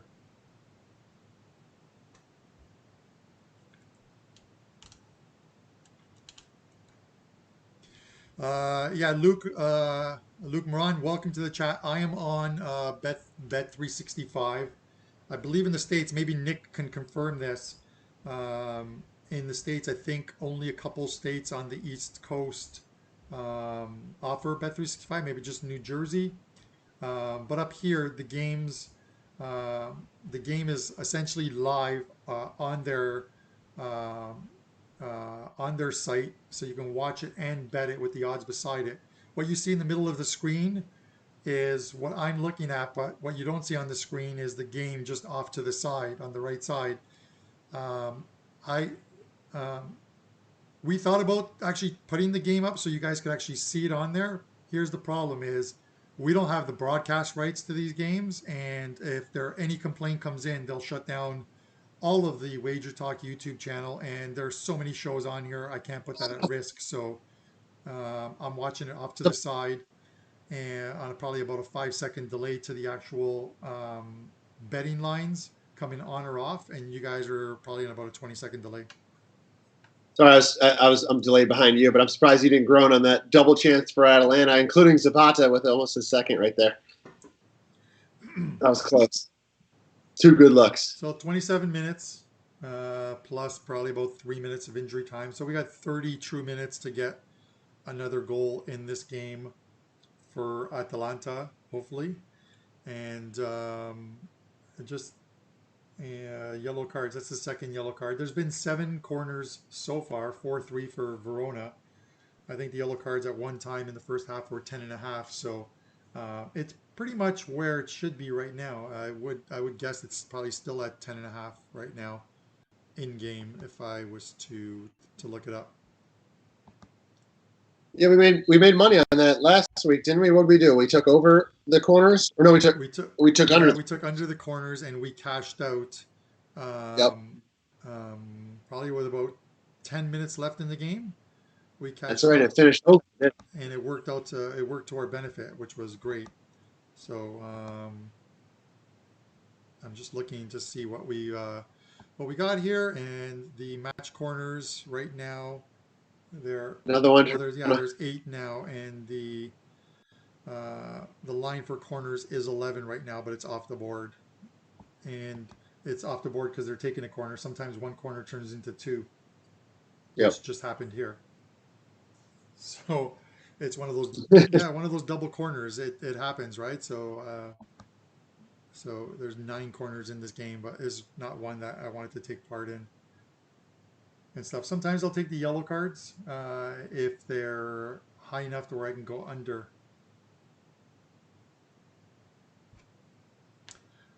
Nick, tomorrow, big game, completely in form. Man United taking on Mm. Chelsea.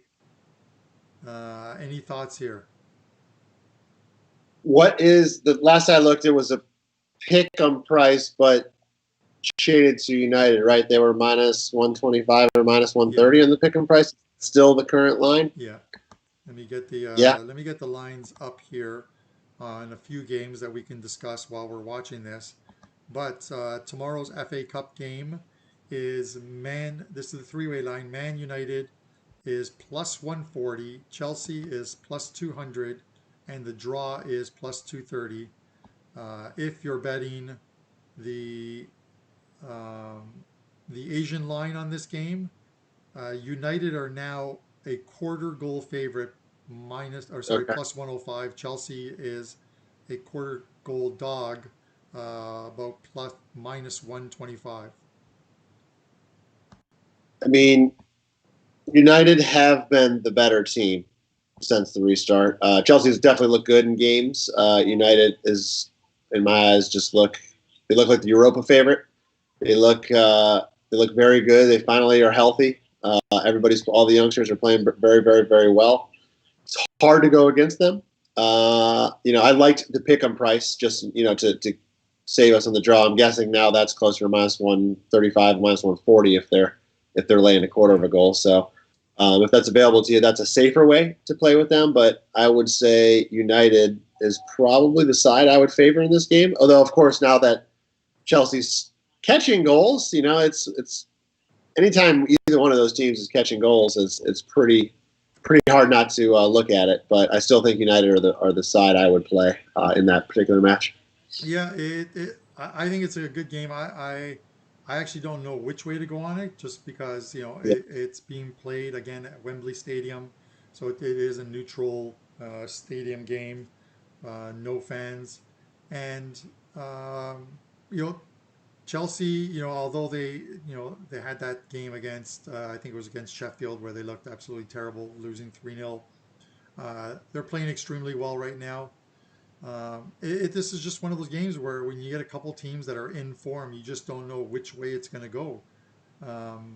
Obviously the advantage goes to the team that scores first. That's an understatement or an overstatement, to say the least. But the total's at 2.5, and it's shaded more to the under than the over. Um, you've got players on both teams that can score.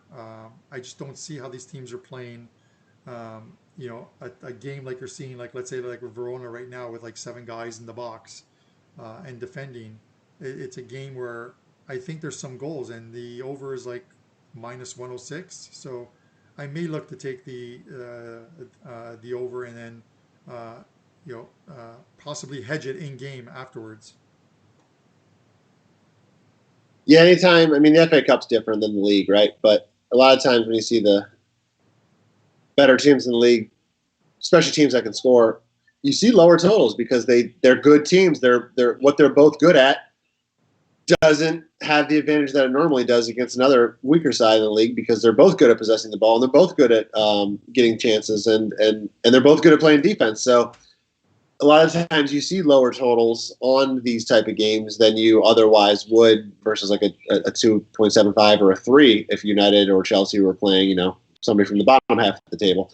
So it can be tough to score, but at the same time, the way now and the fact, it's where it is in the game. If you see an early goal, it's no problem going over the total. But if it takes a little while and they get towards the end of the game and it's 1-1, it very likely could end right there because they both could then go, hey, let's get this thing to extra time and and hope for the best there. But again, with these two teams, it's probably that kind of strategy works more when you have a team that's not as good, like we saw in Norwich playing United, right? In the last round when we did the live game, they were definitely trying to get to extra time, and they were 100%. Well, they went down a man, but they were 100% trying just to get to penalties because that was probably their only chance. Probably not going to be the case here. I think both teams think they have a chance the whole way through, so they will be trying to score. Yeah, the over is not a bad play in this one. And you usually see, my point was just you usually see totals lower than you think with better teams playing each other. Yeah. And don't always fall into that trap because a lot of times they do stay low scoring because they are two good teams that know how to play defense. But this particular one looks like it could see some goals. All right, a couple games while we're watching this one, and looks like we have another corner kick. So that's 11 corners in this game. If anyone is betting those, we didn't. But a couple games tomorrow in the EPL. There's some interesting lines, to say the least. You've got Bournemouth, who are home to Southampton. They're trying to get out of that relegation spot, and they are favored at home plus 130, probably off of, again, a little respect, off of that game against was it Man City, where I believe it was Yeah. Man City where they played them pretty tough, and probably could have got a result there. Yeah. Southampton's plus 180, and they've got the guy who just doesn't stop smiling every time the camera's on him. Danny Ings, that guy just has a smile on his face, and for apparently what he went through with injuries, maybe that's why he's smiling. He's scoring. Um, Maybe we can use that word that someone used before. Maybe he's a poacher and he scores some goals, but he's getting them. So that's an interesting game in itself. And then you have Tottenham at home, favored at Hotspur Stadium, plus 125 over Leicester City, who are plus 220. The draw is plus 240. And it's a weird game in the sense of a Leicester loss, and um, it might hurt their Champions League. It likely could hurt, but um, because Man City is hot on their heels, but they host Man United on the final match day. So it's one of those things where, right, they could lose this game, win that game, and be in the Champions League. Thoughts on these two games? I like both underdogs catching the core of the goal. I think there's just value in the numbers based on expected goal totals for the season. I think Bournemouth, you're seeing them favored, especially because of the relegation, as you mentioned. The other two are both fighting for champions or Europa. But I just see in the numbers for the season, I think a quarter of a goal, catching anything plus money on both of those road teams is where the value is. Of course, if you think Southampton, really not much left to play for, which is true, versus Bournemouth, who has everything to play for, you could go with that side. But I tend to, I definitely weigh that into the equation. But if there's too much movement on that, and it doesn't align with the numbers for the season, I tend to go away from those more often than not. And it usually works out where it's like, well, just because a team has to win doesn't mean they're going to win, And if a line moves too far away from where it should be because of that reason, you got to go with it. We go with the numbers, at least in my opinion, and it usually works. So I like the quarter goals in both those games, Carl. All right, awesome. We'll get to some Serie A stuff and some games for tomorrow in a minute, but um, let's look at some of the betting lines in this game to see if anything has changed. Atalanta's plus 150 right now. The draw is minus 110. There's essentially, I would guess, 20 minutes left in this game. You've got 16, 17 minutes of actual game time and probably another 3 minutes or so of injury time with all the substitutions and stuff. And Atalanta just made a double substitution.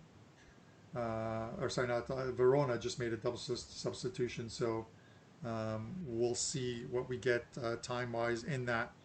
The Burnley Norwich game is underway. They're 18 minutes in. It is scoreless. The lines there are Burnley plus 162, Norwich plus 175, and the draw is at plus 220. Not a marquee game at all, if you're betting that one. But Burnley's playing well, so I did take them pre-match. So we'll see what they do as I position myself in a much more comfortable spot in this chair. Yeah, I took Burnley actually pre-match as well. I just another one. It's a better team. It was a decent price to take them, so it just made sense. Like you said, Norwich. They haven't won a game. They barely scored any goals. Their best game, of course, was the game we were betting against them and against United in the FA Cup. But they mailed it in a while ago, and I don't see them putting up much of a fight in these last two games. So yeah, Burnley I thought had decent value in that game. Yeah, it's weird. When you look at the last couple of games of the season, you wonder a team that is relegated.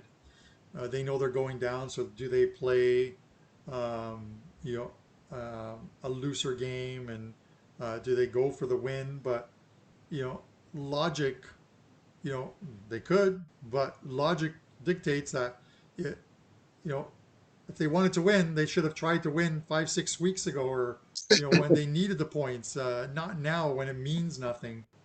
On the final match day, I'll always look for totals, some dogs like you said that you would never expect these teams to normally win. I mean, like you got like let's say Liverpool. That last game of the season will mean absolutely nothing to them. They've got Chelsea next, and then the final match day. I'm not sure who they play. Um, I don't think it's a very good team, but it's one of those things where do they really care? They're probably giving their youngsters, um, some minutes and starting because I think I mentioned on Friday's show, in order to with Liverpool winning the championship this year, winning the EPL title, in order for a player to get a medal, let's call it, on the team, they need to have played at least 5 games for that side, I believe, is what I read. So there's some guys who are on 3 or 4 games who are going to need to make a start in order to get, be part of that medal ceremony or or what have you. So how do we feel about Atalanta here the rest of the way? Well, We it, should we be yeah, looking any way to hedge out or to cash on any bets they're offering us? well, we could, unless Verona scores, no third goal in the game is -110, which is, oh, what's going on here? Oh, I thought it was a penalty, but no, the odds are still there. No third goal is -110, so which is, I would think, is the same as taking a draw, but the draw is -138. So,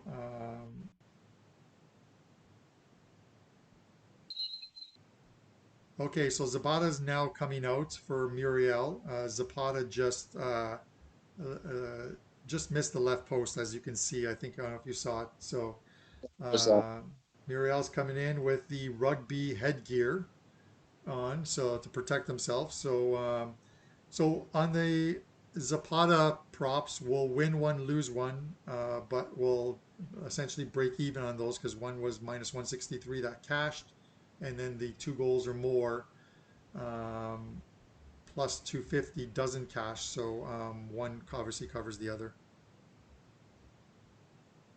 So this is your super sub, Muriel, who's betting this guy to score in the last 12 minutes.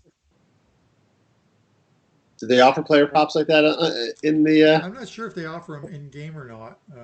Yeah. They might on some sites. I didn't look to check, but I'm looking at in with the live wagering. There actually is a player tab. So clicking on the player tab, yes, they do offer it. So um, Zapata just came out, so they still are offering some odds to score. They haven't added the players that just came into the game into this that I can see.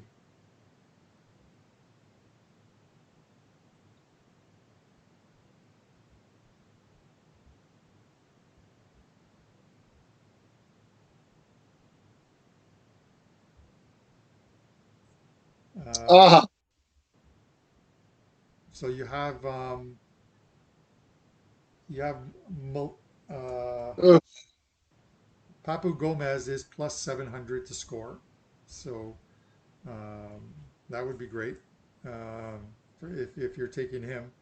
Um, I'd be perfectly happy with anybody to score at this Yeah, at point. this point, there's no point to take a specific player, I don't think.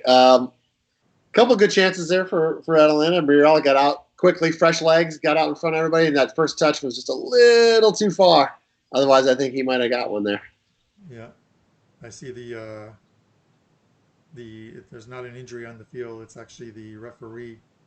Um, I still see Zapata in there, so I'm wondering who.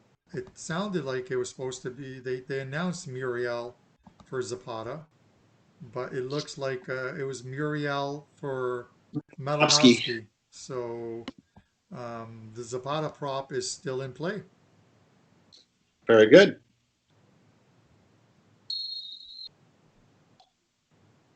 Dr. B asks, what are the best apps for soccer in Las Vegas? He doesn't like Will Hill. Um, Good question. Just because I'm in Canada, but um, if, I'm not really sure to be honest with you. As far as Las Vegas goes, you know, there's some streaming services that offer it. Like I have a streaming service where I'll catch most of my games um, when I'm not watching them on Bet365 that have them, but they don't. It's one of those ones where you can't just register. They only take um, a limited amount of people. You can sign up for their newsletter, and when they're taking on additional members, they do send an email out, and you can sign up, and it's about $60 for 6 months. It's called Live 247. So you can sort of Google it, and but again, they keep their membership at a very low amount just to make sure that their servers aren't overloaded. And you watch the games. I know Nick, you use um, my account to watch games, and they're pretty good, right? They're great. I mean, every game you want on there is there. I mean, there's never a game I want to watch that's not on there. I mean, at least in the Big Five. You get down to smaller leagues, probably not, but they're all there. And yeah, it streams no problem with the stream. You can watch multiple games at a time, so it's fun. Well, this wasn't the most exciting game at 1-1. We're hoping we see another goal, but in the meantime, guys, we are, while we're watching this and hoping that the odds disappear off of the screen there to signify another goal, we're going to look at a couple other games happening tomorrow.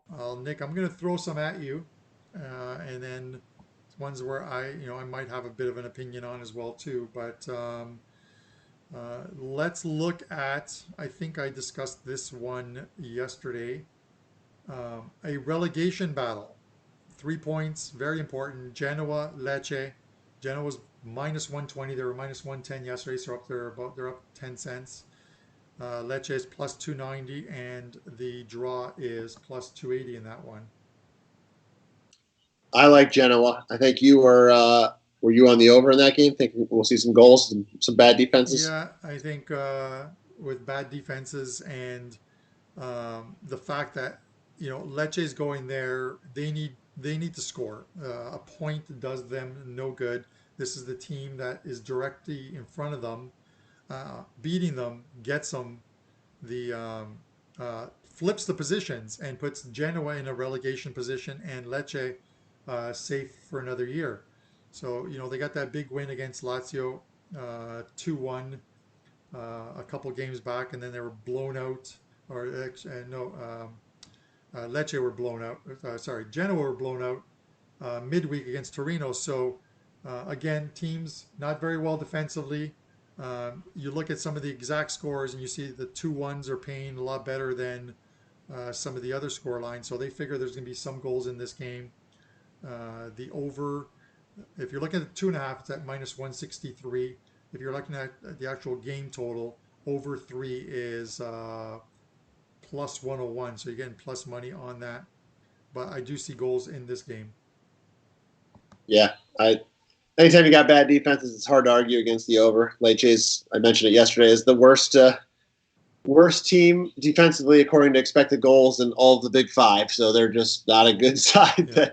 that can keep anybody off the scoreboard. So yeah, goals are expected in that game for me as well. Yeah, I'm watching this game, and I mean, like I said, after Verona had got the equalizer, that it's one of those things where you hope they don't fall back into that defensive game that they've been playing, and just try and get a result out of this and get a draw out of it. The the no third goal is now minus 175, so the minus 110. I know a couple of guys grabbed it. Was a great way of getting down on an additional bet if you think it's going to finish in a draw and stuff like that. So um, we've got, it looks like there's like 5 minutes left, and then the injury time for substitutions, which I have to figure is probably about 3 minutes. Um, you see some weird stuff sometimes where it's like a minute or 2 minutes, and you're wondering, like, what is going on here, especially if there's a bunch of substitutions. But there was no time added at the end of the first half, so sometimes that's the officiating crew that you have, and they just don't give you that time. So let's hope we get a little extra time as far as this goes. Yeah, I would really love to see that. Obviously, that Atalanta goal here, and I still think we got a chance. Still got a chance.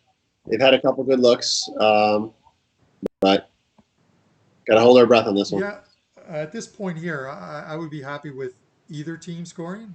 I'm perfectly good with True. that, right? Because it does hit on a couple of our bets for us as well Yep. too and stuff.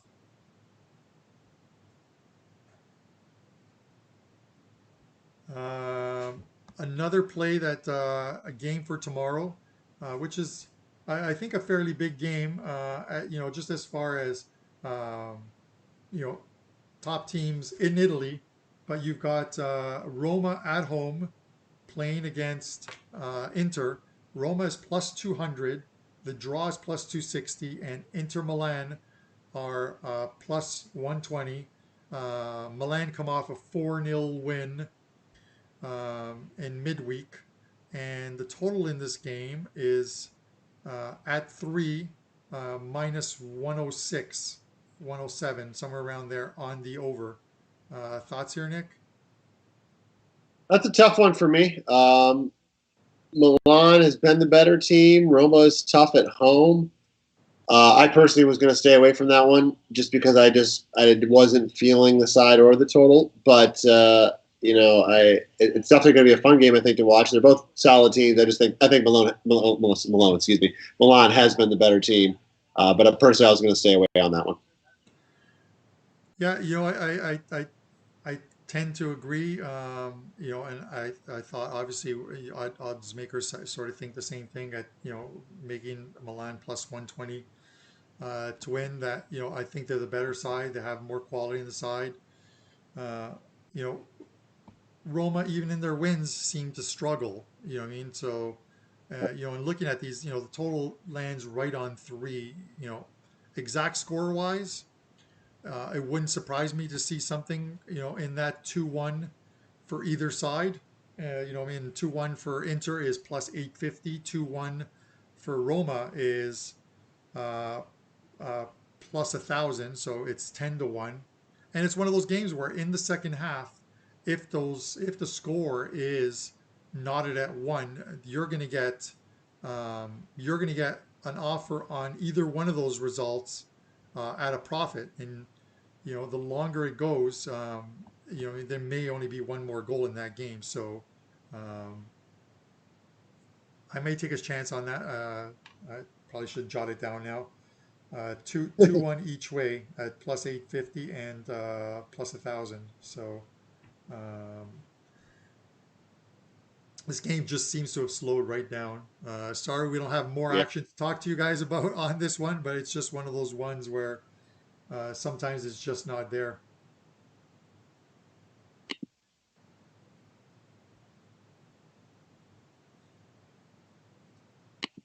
Anything else of interest to you, Nick?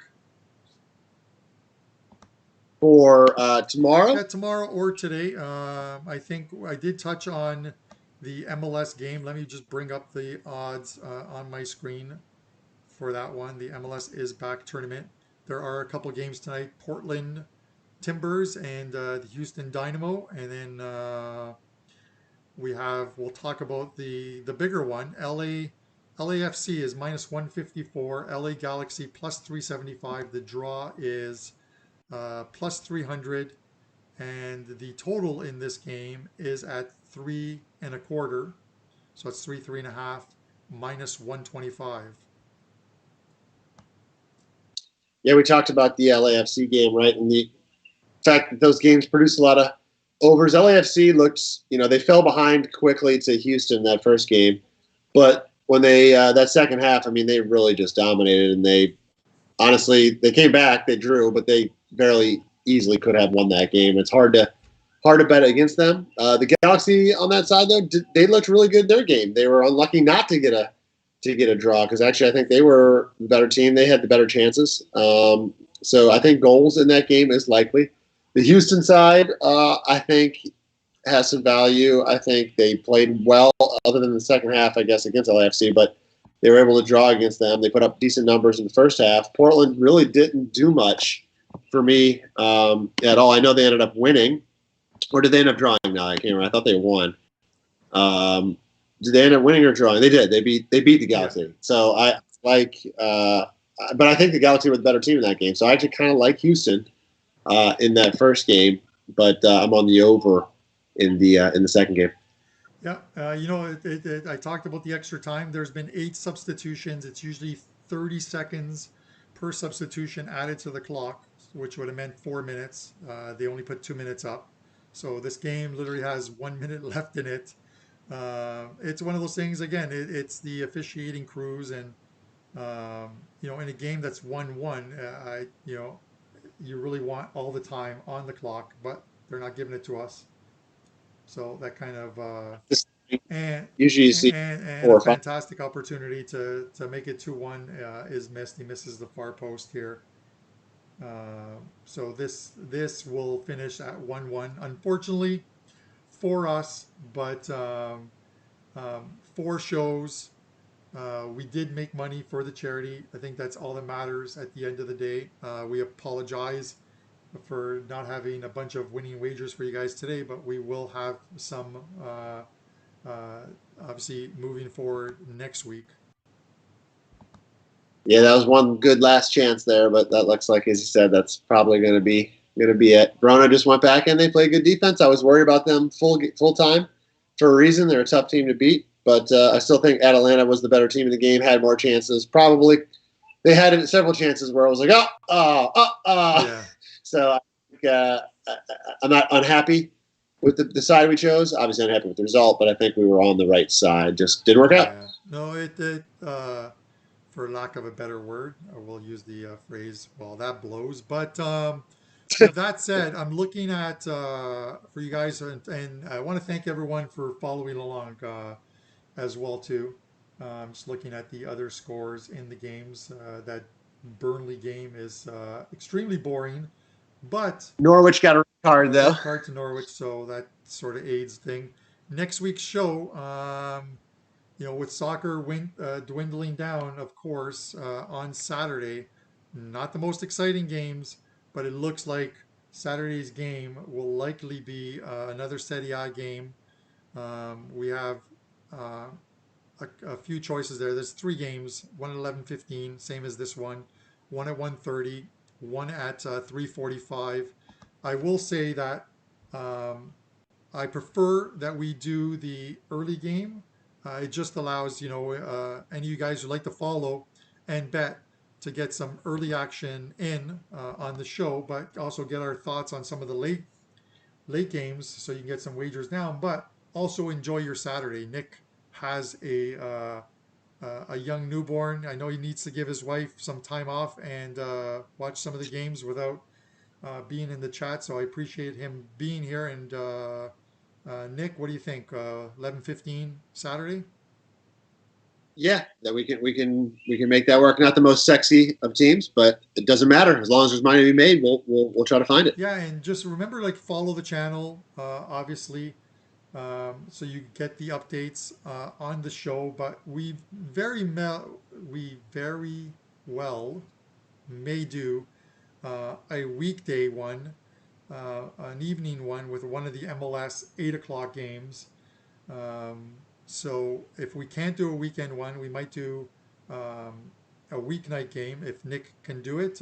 If he's unable to, I'll see if I can get our Irish wizard to come on the show, or if he's not at the beach cleansing himself, the man from Greece to come on, Pavlos, and do the in-game betting show. I prefer Nick though because he makes me hedge out the bets at the right times, and we make money off of them. Unfortunately, we didn't get it today, but I felt good. I thought we were still going to get that third goal. If we had 2 more minutes of stoppage Yeah, time, I we would have blame got the Prez. I am gonna go pee in it. his pool right now. But yeah, I'm hitting the patio, making about an hour drive out east to see my brother, and hit a patio and have a couple of cold ones uh, with my wife and some friends. So all the best to all you guys in the chat. Thanks for following, and we'll see you guys next week. See you, everyone.